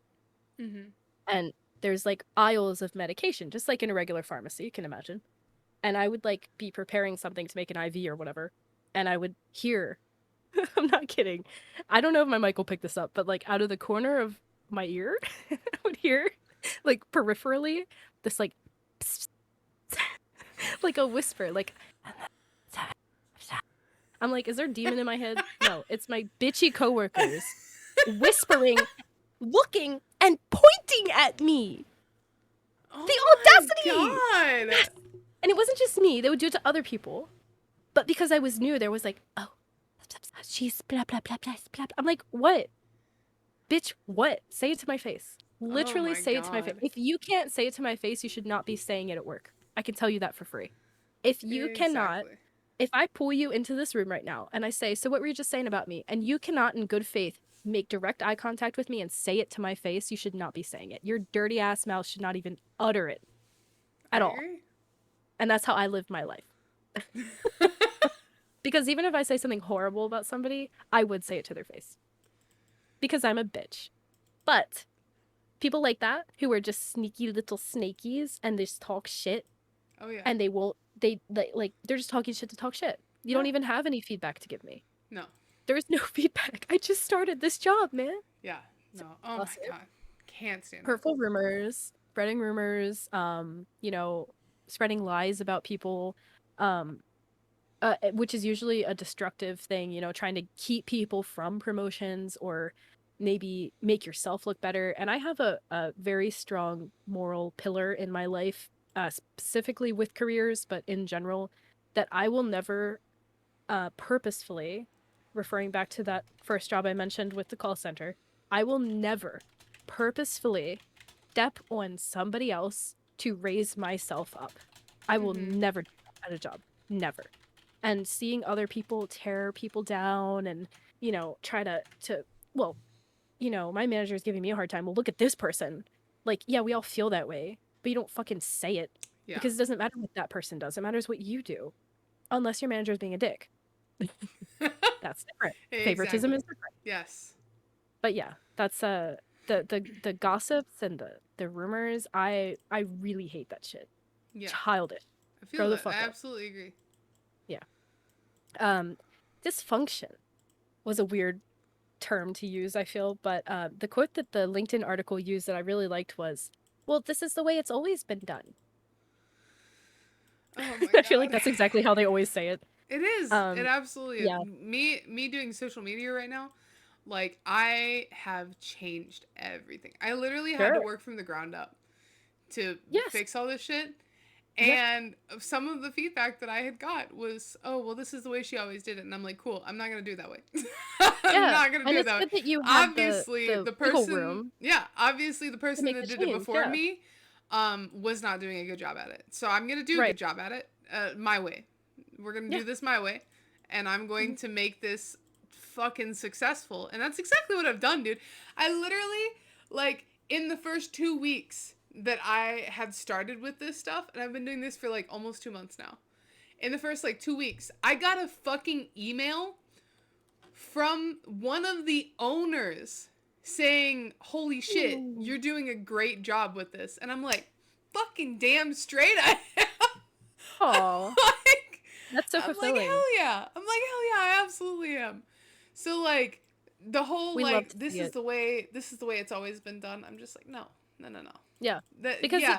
you should always be, you know, ready to change and have that Yeah. plasticity to see, okay, Change this is employee, good as long as it change is promotes good. growth.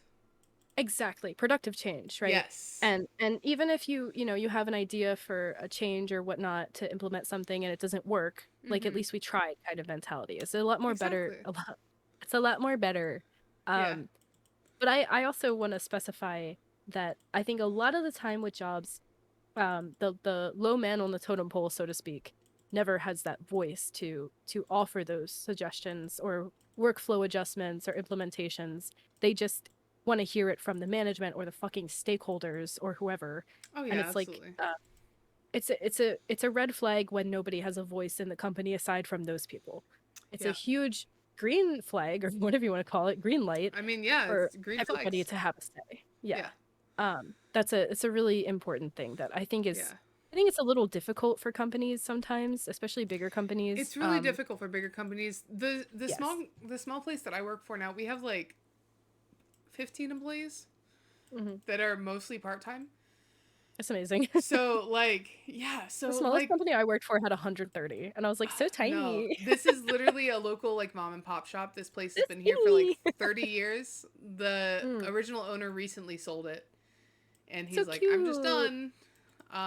So like yeah, they brought in like new management and everything. So like one of the things that I really value about my manager right now is he is Mhm. always how can I make this better for you? How can I For you, make this for the easier for you? employees? For everyone. Like literally Yes. everyone. We were even fucking with him one day and we had a like 6 foot space where we were getting a new cooler put in, but there Hmm. was like a week that it was empty. And one of the other employees came up to him and he's like, "So, boss, me and so and so were talking, and we really think that we should just cancel the order for the The other Order of the cooler. Phoenix. Yeah, Okay. the order for the Sorry. other cooler, because we really like having this little cubby back here for chips." And he just broke out laughing. And my boss was like, "I thought you guys were being serious." And he's like, "Well, it's a really nice cubby." He's like, "Man, I'm all for it. I'm all for it, like making your guys' lives easier, but I'm not canceling the order." He's like, "Listen, man, it's perfect. It's perfect storage space." And like my store is so fucking tiny that we have like no storage. Everybody's like, "Oh, is that in the back?" I'm like, "What fucking The back? back. We have We don't no have a back, sir. back. There is no back. This is You mean what the you dumpster see." outside? Yeah, yeah. You want the dumpster? Yeah, that's where I carry all my overstock produce at. Like, yeah. So it was just hilarious the way that like my boss was so eager to hear like, "Yeah, yeah, yeah, what's something I can do to make your life easier?" And then he's like, That's we just great, need to though. we just need to order or cancel the cooler." And he's like, "What do you mean?"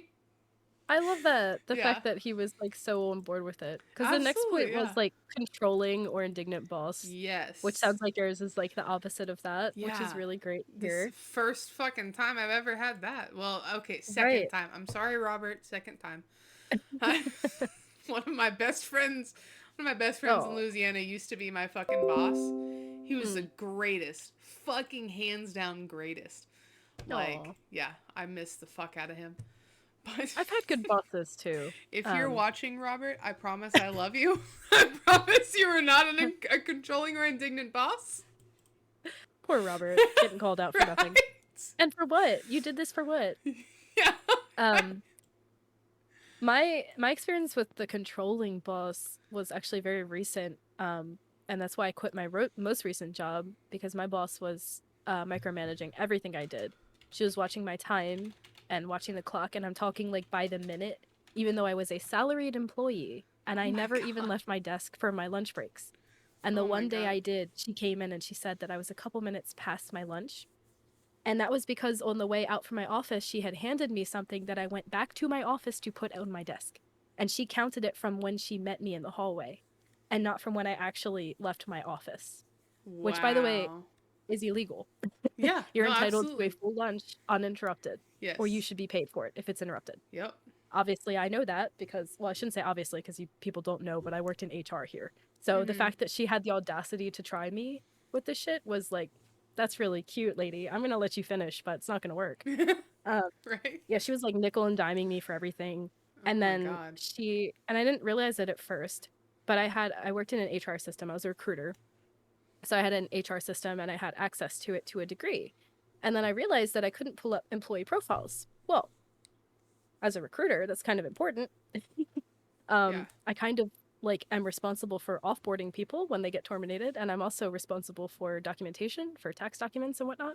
And the fact that I couldn't even Oh pull up my their god, no profiles to joke. upload them, like, excuse me, I kind of need that access. But she wouldn't give it to me. But the fucking like 19-year-old kid that worked in payroll had full access to this HR system. So Oh there my was no god. excuse. He even had recruitment access, which he didn't need. So that was interesting. And when he asked her, she was out, excuse me, she was out of the office for a while and on vacation. Mm-hmm. And he asked her like, "Hey, Danielle needs access to this. She literally needs it for her job. Like I had it, and I don't even use it. Can we give her access?" And she was like, "Yeah, but I don't want her to see anyone's pay information."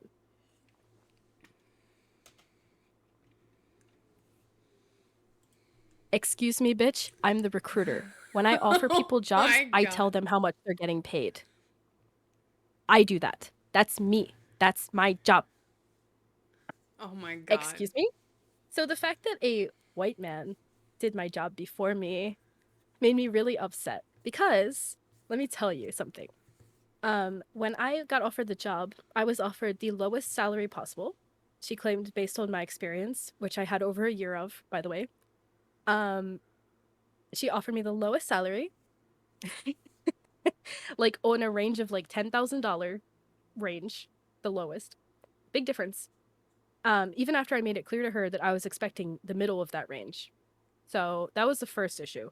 But then when she told me that she didn't want me to see people's pay information, all I could think was because she knew that I wasn't happy with my salary, and I told her we needed to revisit it later, which she promised me she would. I think she was hiding that guy's pay information from me because I could see how much he got paid if I had access in the system. Probably. And it would give me a lot of fuel to go to her and say, "I'm sorry, but you're paying me $10,000 less than this man. What's the problem? I'm sorry. What's the issue?" But I never got access. And because of her Mm.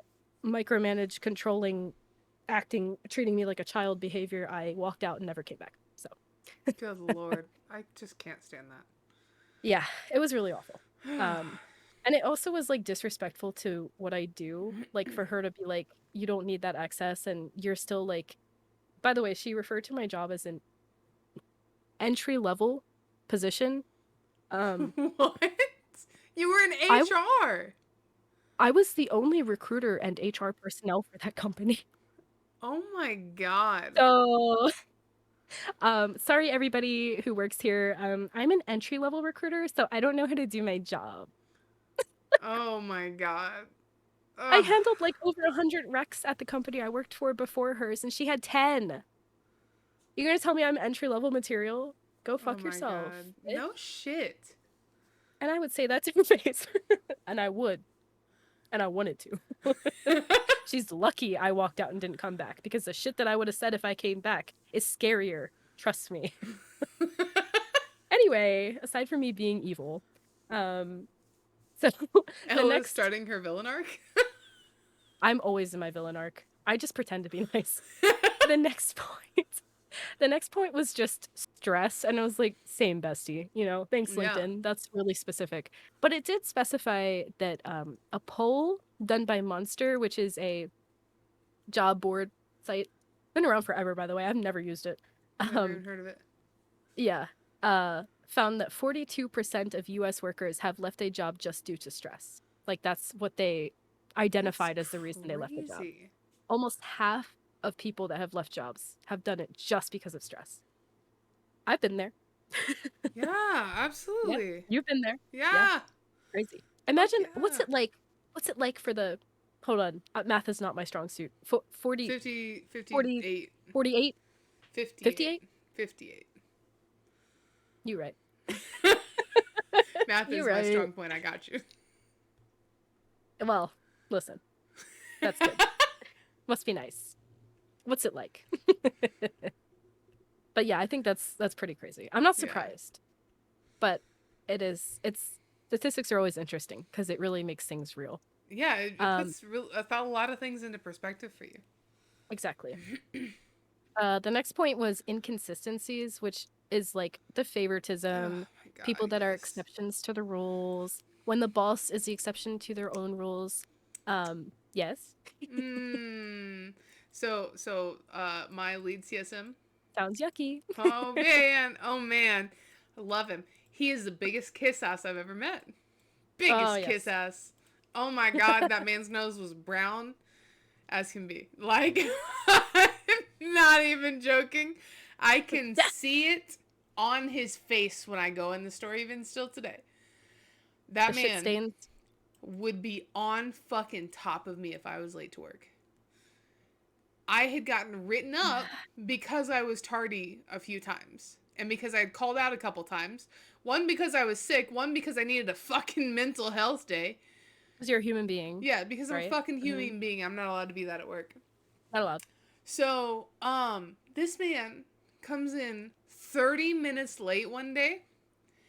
I had called him before work, or before he was supposed, like, before the 30 minutes. Like, he was, like, 10 minutes late. And so I was jokingly like, haha, you're late for work, you know? Like, he's always giving me grief. So I'm like, you're late for work. Where you at? And he's like, what do you mean? I'm not supposed to be there until 9:30. I'm like, nope, your schedule says 9. And he's like, well, they changed it on me. And I go, mm-mm.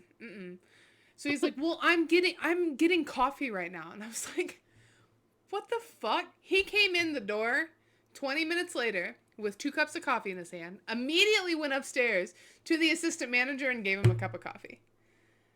Wait, so you think he stopped He after you told did. him? No, he was in the line when I talked to him. Getting one for himself, and then he's like, and the assistant manager. That's why Oh, he was late, God. is because he was getting coffee for both of them. yikes. And I was like, really? Really? Huh. Okay. Where's my So coffee? then he came over and talked to me. Yeah, I should have said, where the fuck is my coffee? So then he came over to talk to me after he got back down. And he's like, my schedule has been 9:30 for like the last 2 weeks. And I'm like, well, now it's 9. Like, that's what it shows in the book. Sorry for your loss, And he's sir. like, they keep changing my schedule on me. I said, Paul, I said, let me just tell you what I work. I was like, Friday, I worked from 5 to 11. That's a 6-hour shift. On Saturday, I work 6 a.m. to 11:30 a.m. That's a 5.5-hour shift. On Sunday, I work 9 a.m. to 5 p.m. And then on Monday, I work 11:30 a.m. to 5:15 p.m.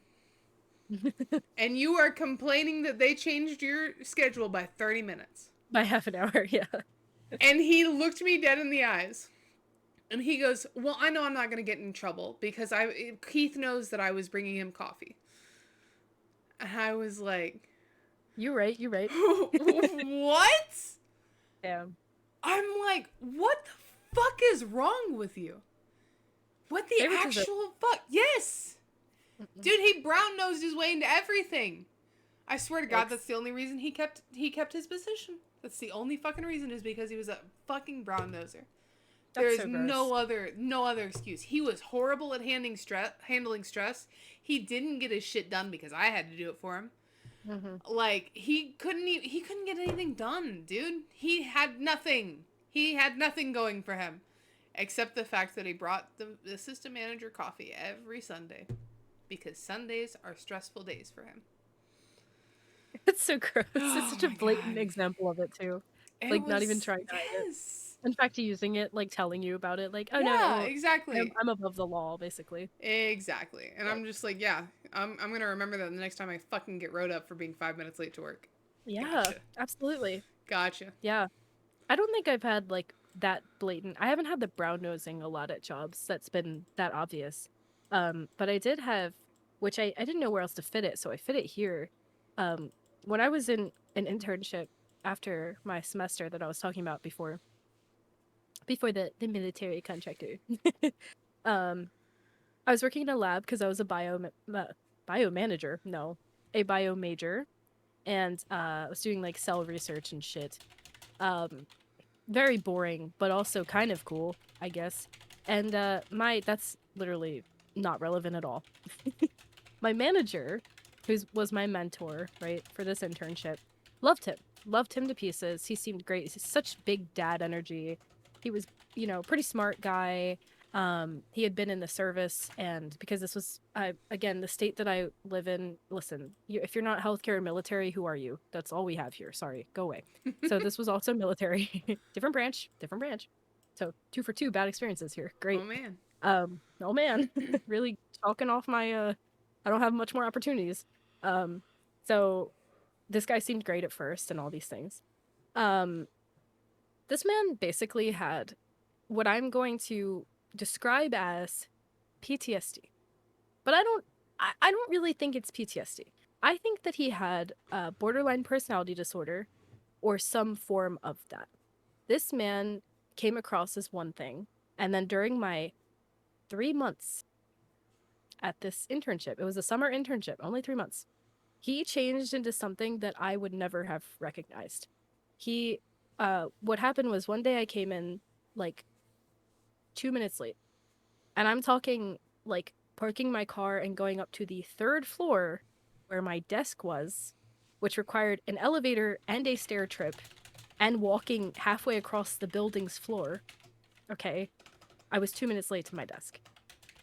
And he was waiting for me. Like a father waiting for his, no Did he have a good cat? child coming in late. Have a cat I in think his he had a lap? salad or some psychotic thing to eat for breakfast. It was really awful. He was like See, you glaring just at hear the me. crunch of the croutons. Yes, angry crunching. And I sat down at my desk and I was like, Jesus Christ, he's glaring at me. Like, everything's been going great. I've literally been here for a couple weeks and he's not had an issue with me. Why is he looking at me like that? And then he goes, "You're late." And I was like, "Yes, sir." And I got up and I turned around. Now, by the way, I didn't grow up in a military family. I have severe issues with authority, in case you can't tell. I actually couldn't tell. No. Oh, Not at all, definitely. especially with men. I grew up without a father. Okay, a man telling me what to do? Oh, you are asking for a fight. You are asking for a fight, and you're gonna get it. So I turned around and I was so sweet because I am also psychotic. And I was like, "Yes, sir, you're right. I am. I'm 2 minutes late. You're right. What would you like me to do about it?" And he was like, "Well, why were you late?" And I was like, "Well, you see, I was here on time, but the time it took me to get to my desk is why I'm late. However," I said, "that's not an excuse. I am late, just like you said. So what would you like me to do? Like, as in, are you going to write me up? Are you going to send me home?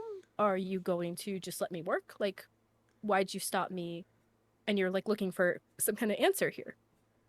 And he wouldn't stop. And he kept asking me the same question in different ways. And he kept pushing and pushing and pushing and pushing. And he was attacking me. And I mean, I stood there for probably 15 minutes. I'm not kidding. While he berated me about being late for 2 minutes. And when I say berated, he was doing a psychological thing where he was asking me the same question in different ways, trying to get me to crack, trying to get me to break. That man wanted to see me cry. He wanted me to fall apart and cry. So can we just He like was picture not for a okay. minute that the clock hits like 9, and that Mm-hmm. man's like, "She's not here. This is the Yes, that's time." exactly what happened. And Yes, he runs and gets his grab the salad salad. and then runs back to your seat so that he makes sure he's there before you get Yes, up there in those 2 minutes. yes, yes. And the fact that he was Oh my so nice to god. me. And like we had such a great working relationship before then, and we were both like we had a great dynamic and we worked together well, and we had like conversations about all kinds of things and really enjoyed each other's like contributions to conversations and whatnot. Like it was so horrible to see that that person also had this other side to them that was just like pure evil. So Oh my what god. I imagine it is that I believe that this man was a drill sergeant. He was either a drill sergeant or he was somebody underneath a drill sergeant. Now, he was in the Navy. I don't know what their version of that is. If it's different, I don't know, and I don't care. Um, but he clearly had either been subjected to this type of psychological bullshit or he had been the one doing it to people at some point. Because what he was doing was treating me as if I was underneath him and he was a drill sergeant. And he was playing games with me, asking me certain questions, trying to get me to break, trying to get me to crack, and I wouldn't crack in front of him. And it made him mad. And he got more and more angry, and his questions got more and more aggressive. And at some point, because I was standing there, and at this point I was shaking. I wasn't crying. I didn't lose it, but I was shaking because I was getting angry. He was really pissing me off. And I just kept repeating the same thing. And he got up and he looked at me, he said, "You need to leave." And I was like, "You want me to go home?" "Yes, you need to leave. You should have never showed up if you were going to be late." Oh my I was god. like, "Okay." So I grabbed my things and I went home. And from that day on, that man never treated me the same. He treated me like I was a challenge, like I was a challenger, if you will, an opponent that he had to fight, that he had to like break, and he Oh couldn't my break me, and he didn't know god. what to do with me. He was psychotic. Um, and by I the would way, have these loved positions are usually to. given to 18-year-old kids. I was like 23 at this point. God bless them if they had put an 18-year-old in that situation. And I ended up writing a very long email and talking to the dean of my school to tell her not to send kids to that mentor. He had not had an internship student for 6 years I would before have me. fucking loved to work with you. Just Yeah, so that I can see you break dynamic. that man's spirit every Oh, it was time terrible. you didn't react It like was, you should. he hated me. Oh He my hated me. god. And I would tell Did you him, ask him dude, if you should have clocked out um after no, he berated you? no, Please because tell me you were I wasn't. clocked in for that time No, when I he was was berating you. salary. I was salary, so he didn't technically. You Yeah, but that agathon. would have been great. That really would have been great. Um, yeah, he did a lot of retaliation, even though I did nothing. God. Um, at one point he made me go to this is actual abuse, and the fact that like this happened sounds made up, but it isn't. He made me clean out a freezer that was sub-zero. Um, and it was like very disorganized, like little plastic containers with vials and whatnot. By the way, things that I should not have been touching because some of these were hazardous materials and I had no protection. He didn't give me gloves. He didn't Oh give me my a coat. He god. didn't give me anything. It was sub-zero, like negative 10 degrees in this freezer. I'm not kidding. Um and it was a walk-in freezer, so the door would shut behind me. So I was in this freezer trying to clean things. And I came out at one point and he was walking by and he's like, "Why aren't you in there?" And I was like, my hands are blue and I can't feel my fingers. So I need to come out for a moment so I don't get hypothermia." And he was like, "Well, get back to work as soon as you can." So he was literally like abusing me, basically, making me do Jesus tasks that Christ. no intern should do, no person does, because that freezer had never been cleaned. I can tell you that for sure. And it wasn't even cleaned, by the way. I'm using the wrong term. He wanted it organized. It didn't need to be organized. There was nothing to do. That's oh my god. I just moved things around at that point. I was touching things from other labs in there that I had no business touching. Like there was no reason for me to do that. So that man was a mess. But the reason that I mentioned him is because he was very close with the internship overseer, the lady who was my point of contact. She was essentially my HR, and he was very close with her.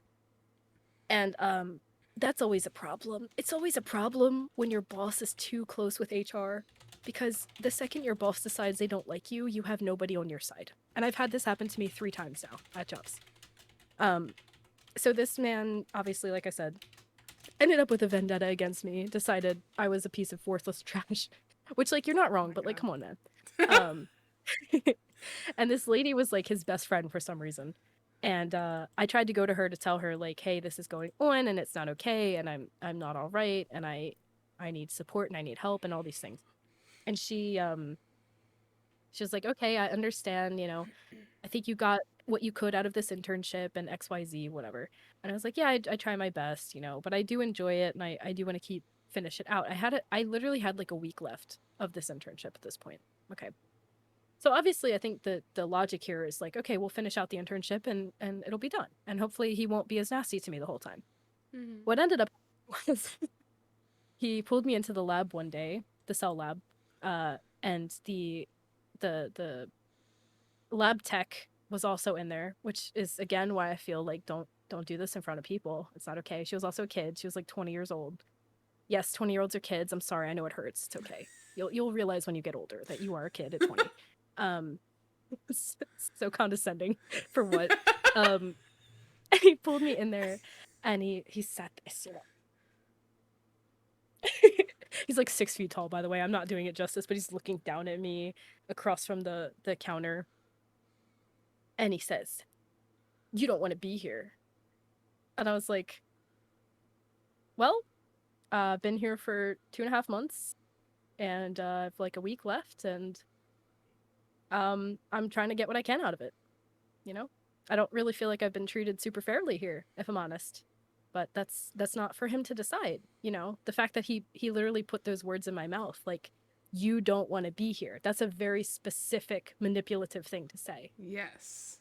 So I'm pointing that out on purpose. So he pissed me off immediately. um, and he basically, in that conversation, again, he played a lot of games and all these things, and he ended up saying, you know, I think that I think, you know, saying the same thing. Like, I think that you shouldn't be here. And I was like, are you terminating me? And he said, yeah, I am. And I said, I'm gonna call him out. Dr. Ruff. I hope that man's dead. I have a week left in this internship. No remorse. I'm a soulless creature. I'm so sorry. I'm not sorry. What was the quote from earlier? If that was my child, I would drown. I would have drowned her. Yeah, if And you I were my stand by that, child, and I would would tell her drown that. you. I love that. Yeah. And I was like, you're firing me from an internship with a summer internship that I have a week left, and you're firing me from it. Yes, I am. Alrighty. So Oh my god. I'm not gonna lie to you. At this point, I was crying because I was so angry. I was so angry. I wanted to punch this man in his little gut. I wanted to punch him so hard.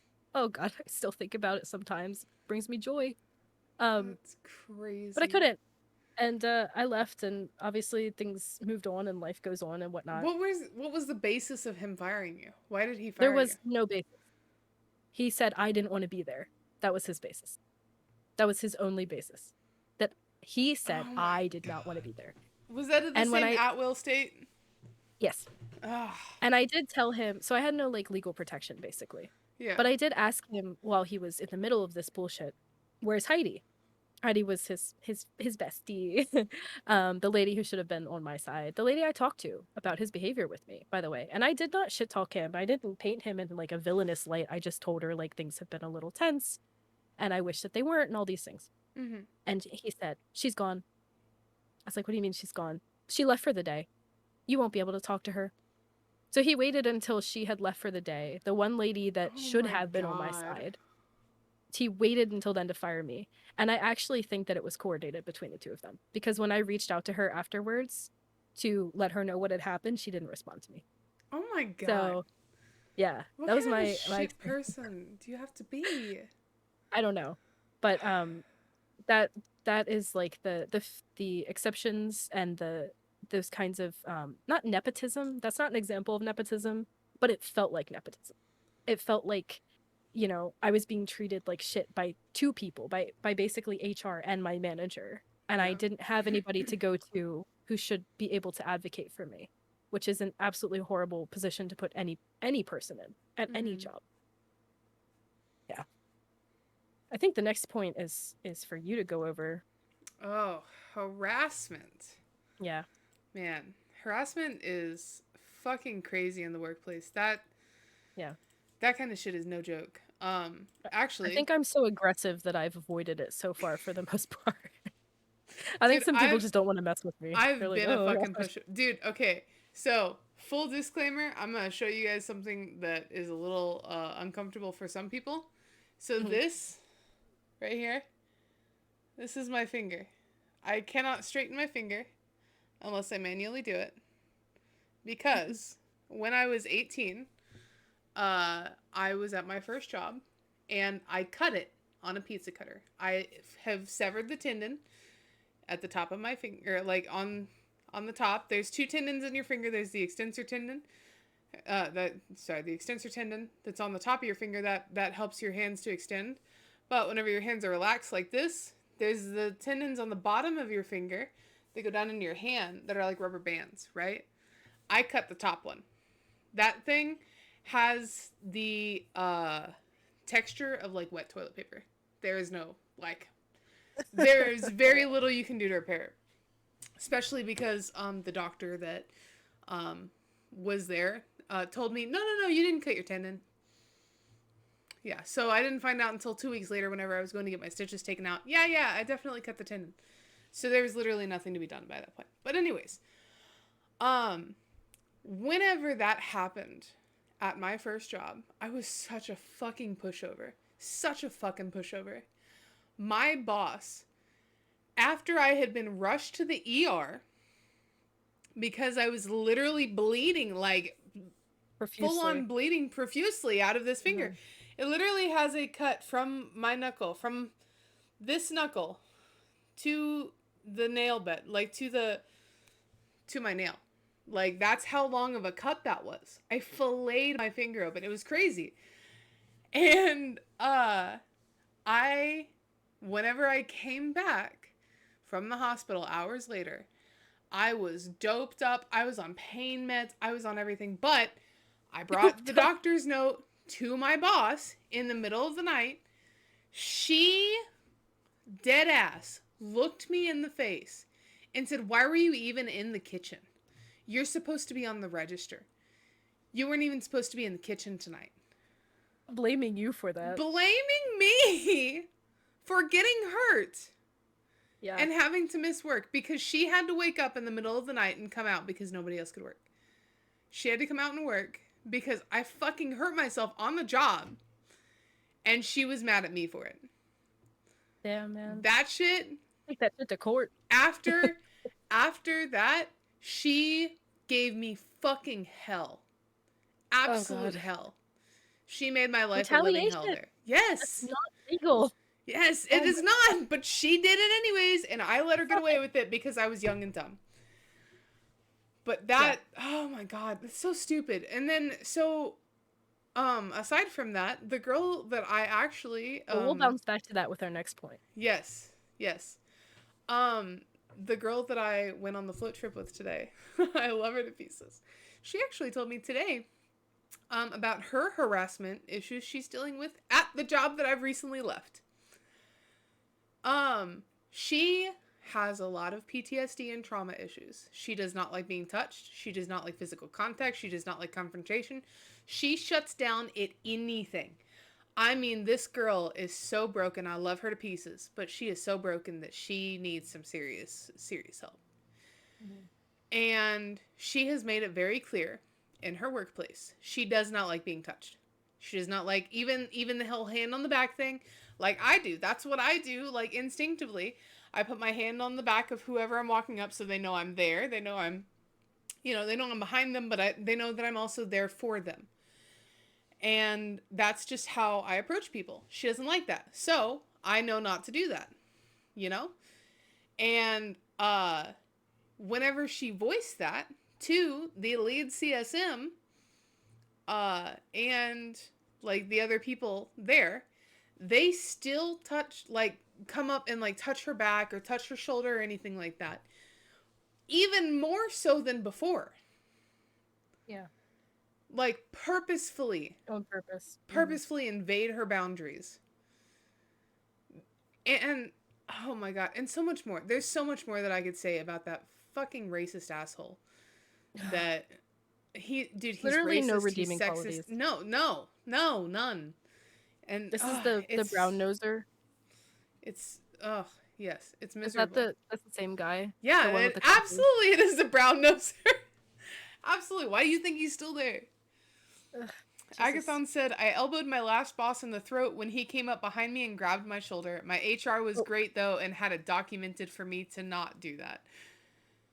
That's amazing. That is really amazing. That is incredible. Yeah. Elbowed in the throat. Yeah. How short was this man? Yeah. Well, I mean, I think we had touched on that last episode too whenever Agathon was on with us. That he is just not comfortable with people coming up and touching him on the shoulder. Right. Like at all. Don't come up behind him and touch him. Yep. And so yeah, that's HR also was helpful with that. Yeah. That's good to hear. That is really good that HR was helpful for that. But like, dude, that kind of stuff in the workplace is fucking, you can't do that. Disgusting. Literally disgusting. Dude, that goes back to the last episode. Fucking boundaries. Set your fucking boundaries. I don't like you touching me. I don't like when you do this. I don't like when you do that. Those are called setting boundaries. If they do not respect those boundaries, you fucking take that shit to HR. Oh, yeah. Or L, and she'll go off with their heads. I will. Oh, my God. I'll at least annoy them to the point where they hate me. Yeah, apparently that's something I'm good at. Pizza said I had a job where a guy took off his clothes, an employee, and when I told him to put them back on, I got reported to HR that I was racist, then had to deal with him harassing me for weeks because HR was too scared. Holy That's shit. crazy. Oh my Oh god. my god. Dude, I have talks Oh, about that's so racism that I could gross. absolutely talk about on a different episode. Yeah. I have so many stories of people accusing me of being racist, of my old manager that's racist. Yeah, I know, right? Yeah. Very lucky to Ugh, say I haven't dealt with a lot of that. Um, dude. I mean, I've witnessed, again, I'll use the term passive. Mhm. It's, and which is honestly, like, I've had this conversation with people. I actually think it's worse and more harmful because it's so malicious Yeah. that to like purposefully keep people from progressing or keep people from even being fucking sane and happy, and doing it in such passive aggressive ways, and it's almost not detectable that they just go crazy and feel like maybe I'm the problem. um it's hard to prove, it's hard to like pinpoint it. It's really evil. I hate that. I hate all of that because those false claims like that invalidate actual claims that Yeah. need to be taken seriously Absolutely, dude. in any capacity, whether it's Absolutely. sexism, whatever it might be. um Absolutely. it's really terrible. Agathon is responding to Pizza and said, "Oh my god, the amount of shit I went through as a dishwasher at a restaurant. I was 16 and all of the nurses thought it would be funny to constantly change in front of me all over 18.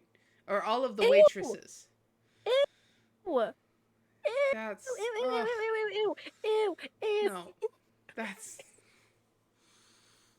that's called pedophilia, friends.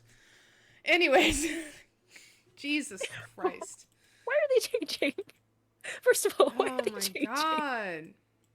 Yeah, no, customers too, dude. Customers Oh will my god. absolutely break those boundaries. Like you can. I have a story. Oh my god. I'll try to make it quick. Okay. When I worked for a retail pharmacy, I had this old man come in. He only came in one time that I remember, but I think he was like a repeat patient. And it was my first job. I was 18, like on the nose, because you have to be 18 to work behind in the pharmacy. Yeah. And I'd like just turned 18. And I um was helping this man. I'd only been there for like a year or so at this point, which sounds like a long time, but imagine that's like my first year of employment experience, basically. Mhm. Um, and I still struggled with a lot of it. It was very stressful. This was the job I mentioned earlier. It was an example of one of those jobs that makes you work like 36 to 39 hours, but never enough to give you benefits. So that was great. Yeah. Um, uh, anyway, he came in. I was very stressed. I was very depressed. And I was not well dressed. I was wearing khakis, which was the outfit, unfortunately. And he came in and he was very creepy. And when I say creepy, I mean this man was probably 80 years old and he was making obvious sexual jokes to an 18-year-old kid. Oh my god. He was trying to like touch my hand while I was doing things.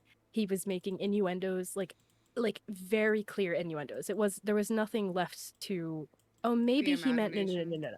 Yes, he Mm. very much was making it very clear what his intentions were with how he was speaking to me. And by the time I finished waiting on him, or serve whatever the word is, man, I rung him up for his fucking meds. God knows what he was on. Probably Viagra. Cialis. I don't remember. It probably was. That's probably made it even weirder. Um, Maybe that's but why he was trying to hit you up. I don't know. But I was He so needed someone to uncomfortable. test them on. Literally, literally. And I was so visibly like shaken by it. I was physically shaking. I was tearing up. I was literally having like a fight or flight response to how he was talking to me. It God. it just really unnerved something within me that really scared me. And I went to my pharmacy manager and I was like, this man came in. He had a Vietnam vet hat. That's all I remember. He was very overweight. Um I don't want to wait on him again. Please, if he ever comes again, please wait on him. And she was like, oh, absolutely, whatever. You should go tell the store manager, the front end manager, because that way, you know, he might be treating the front end cashiers who are literally in high school. He might be treating them that way too. He's a pedophile. I was Yeah. like, okay. So I went up to the front and I told the manager, and she looked at me and she said, and what do you want me to do about it? Oh my god. Not 18-year-old me being shut down by a woman. for experiencing sexual harassment at work. Not that. Not this. Anything but that. So, that's my story. Oh my god. Harassment's no joke. It's No, not at horrifying. all. And it Harassment, can happen from anybody, literally anybody. dude. We could do a whole fucking episode on harassment. We absolutely could. I think we really need to delve into that. All We can. because harassment can be anything, as like anything from like a snide comment, like a Mm, passive aggressive comment that someone makes, to like openly groping and like grabbing you, like being hands yeah. on with you, like.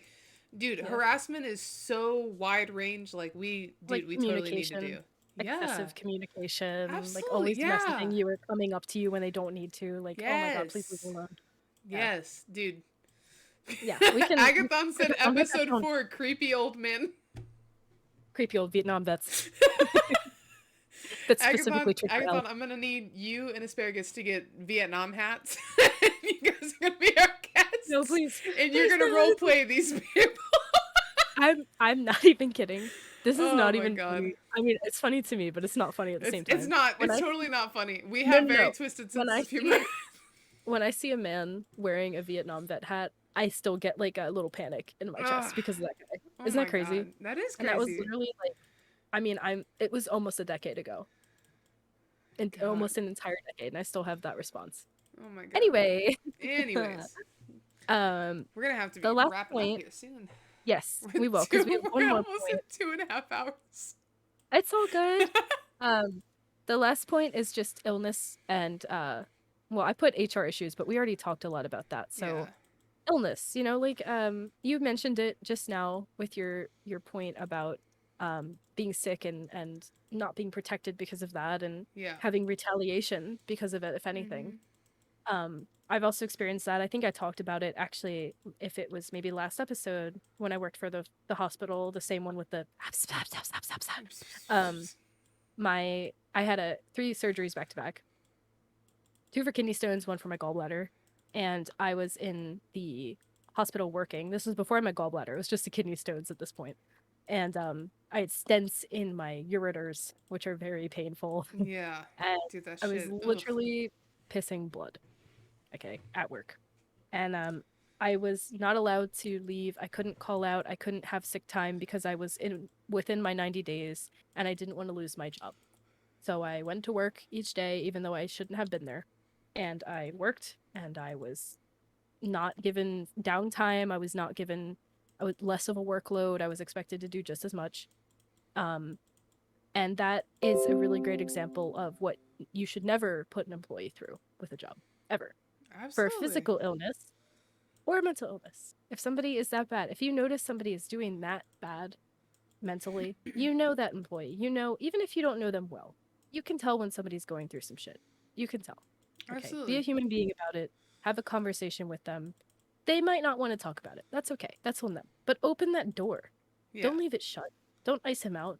Don't just give them retaliation or terminate them, God forbid, for no fucking Jesus justifiable Christ. reason. No Um, joke. and this again, like I said, like the retaliation with the illness is like, it's not just unethical. Like that is literally not legal.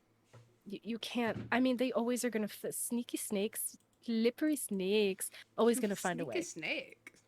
Always gonna find a way to wiggle out of that responsibility. But at the end of the day, like we said with I think the first episode, and I will continue to say, at least, to always advocate for yourself. Yes. You always have to advocate for yourself. Yeah. I have advocated for other people at jobs, and I will continue to because that's who I am as a person. But it gets me nowhere. It gets me nowhere except in the shit seat. I can tell you that. Yep. But at least advocate for yourself. Yeah. Absolutely. Whatever it may be. Because at the end of the day, and listen, this is coming from somebody who grew up with a single parent, and I understand that the job keeps the roof over your head and keeps your kids fed or whatever it might be. I get that. I was that kid. But if you get fired, there are benefits in place to help you. And at the end of the day, that is still less traumatic than dealing with harassment and dealing with a really toxic workplace that you might be bringing that shit home to your family. You Yeah. might be experiencing, I have, from my experiences and from so many more that I haven't even talked about today, I have actual scars from these experiences. I have worse problems now with jobs because I have actual trauma that resurfaces from how Yeah. I've been treated by people. And so I'm aware of it. It's something that I constantly have to work through with myself because it's not easy. But if I had, and it's, I'm not beating on myself, I'm not blaming myself as a victim, but if I had, advocated for myself or prioritized my health, to get out of bad situations faster, um, which is not always easy, but, ideally, I, I probably would have been better off. Yeah. So, and Absolutely like agree. you said at one point that you were too young and kind of you didn't know better. Yeah. That's a lot of it for me Yeah. too. Yeah. Dude, you really like, especially when you're younger, you really gotta like step back and like, I have a support system, man. yeah, you gotta have a I support hope that system you or do. Yeah. be able to step back and say, is this what I'm comfortable with? Is this what Yes, I because want? people will always gaslight you in general, but especially when you're Yes. young. Oh my People will God, gaslight the yes. hell out of you. Dude, they So will you just use gotta and be aware of abuse it. you. Yeah. We're really making it sound great to be young. I know, right? Oh, to be young, like we're elderly. Um, so I put a little note in here, just like closing thoughts of like how to fix it. And the article had some suggestions. I liked these three. You want to go through them? Yeah, Because I feel like so I've talked these years. I've kind of let you go with your thing. I loved it. Um, I mean, like going over like everything we've talked about. Like, if you're really in a bad place in your workspace or even like school, even like if anything like this is happening even in school, first thing you need to do for sure is separate yourself from the problem. You need to single that out. You need to step back from it. You need to look at it from a different point of view, or whatever you need to do. But you need to separate yourself from that problem so that you're Mhm. not in that immediate danger anymore. Search for better opportunities. I mean, if, dude, I'm going to tell you this so many times, especially in this fucking market right now. They need you so much more than you need them. As a recruiter, I can confirm that is true. Let me say that directly to you. They need you more than you need them. Yeah. So much more. I cannot explain to you. In this market right now, there are so many jobs available everywhere. Fucking look for another job. If you are unhappy with your job and they are not doing anything to resolve that with you, whether it be for your pay, your situation, your position, your title, anything, fucking look for another job because you Yeah. are worth so much fucking more than they're going Yes. to treat you like. If you are And unhappy there and they don't care to make that right with you, fucking look for better. Want better for yes. yourself because Yes. nobody else is going to want better for yourself than you. I think that with that as well, I always like to mention this because I feel like when I was growing up, I was given a lot of pressure to stay with a company for like multiple years because it Fuck looks better that. on a resume. I can tell you if you're not doing like your career job, and I'm talking like a standard, big degree job type of thing, that really doesn't matter. It really doesn't. Just be a good employee. Like I just be a good have person, actually. so many different It jobs doesn't on my matter. resume. Yeah, I I have do so many too. different jobs where I've just stayed for a few months, decided it wasn't for me, found somewhere else. And Yes. I actually And had that's somebody okay. question me about them at one point, and I'm like, I'm gonna be real with you. Um, I just I didn't like them. They weren't for me. They didn't fit Yeah. for me. And that's the thing, They you can weren't always the explain situation. that in Yeah, an interview. Like why absolutely, you hopped around or had a short experience. Like it's absolutely. valid. You're valid. Or you could be like most people and just lie on your resume and go with that. You can absolutely listen, I call it stretching the truth. And if it Yes, gets your foot in the door, you know what? As long as you can do the job, I don't give a shit. exactly, I really don't give a shit, exactly. honestly. Just be a That's good right. person. That's it. Yeah. Finally, use your resources and support systems to manage stress and tribulations. Dude, Yeah. resources, resources, resources. There are so many resources out there. There are Yeah. so many resources like the resources that I gave in the first episode. The Mm-hmm. resources that, um, there was a page that I gave in the last episode, I'm pretty sure. Or I meant to. I don't remember. Dude, my ADHD is so gone right now. It's okay. But I know you like, well enough to know when it is. I can take over if you want. no, it's You're like, it's fine. nap time.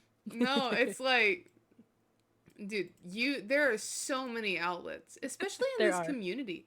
Like this Yeah. community, there are so many people that like me. You can, dude, you got a fucking problem, you can message me. I'm gonna tell you how it is. It sounds aggressive. You got a problem? You got a Square fucking up. problem with your job? Message me. I'm gonna fucking tell you how it is. No, Yeah, but I it's mean, true. like, If you're if watching this, you you need probably came like, from the community. Yeah. yeah, like if you need somebody to like see it from a different angle, like, dude, there are so many people in this community that would love to help you with that. They'd be totally open for that. I'm one of the people. Like, I can absolutely help give you another view of things. If you Hmm. don't want another view of things and you just want someone to be like, fucking Agree with this you. day was shit. This day was so horrible. I hate my job. If you don't want me to say find another job, I'll be like, yeah, it sounds like it was really shit. And I'll leave it Yeah. at that.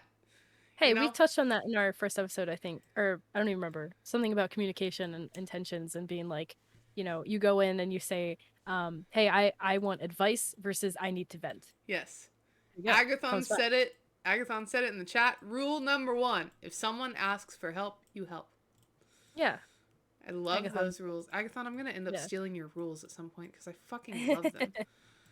Yes. Very sweet. Dude, Yeah. if you guys need help, fucking ask for it. We are Yes. such a Also, strong community with each other. yes. And you're not like whatever you're going through, whether it's with jobs or something else, like you truly are not that problem.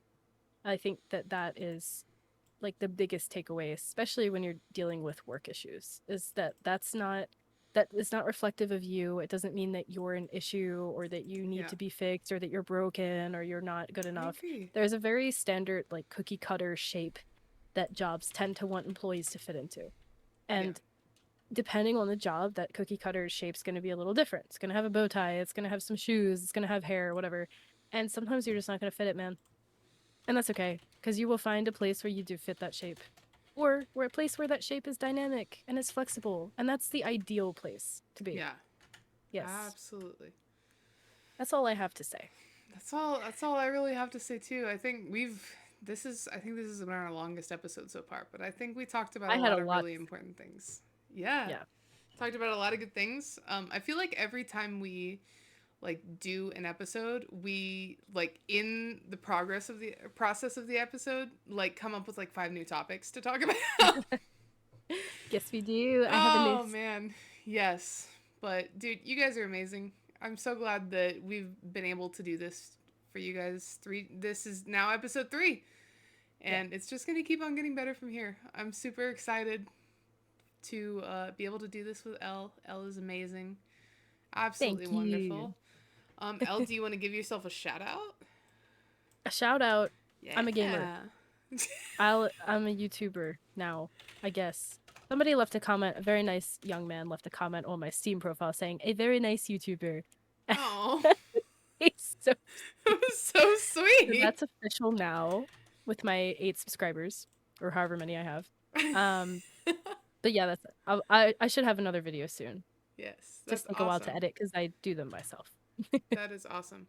I don't have Elle's YouTube, but I am going to go ahead and put my YouTube down there.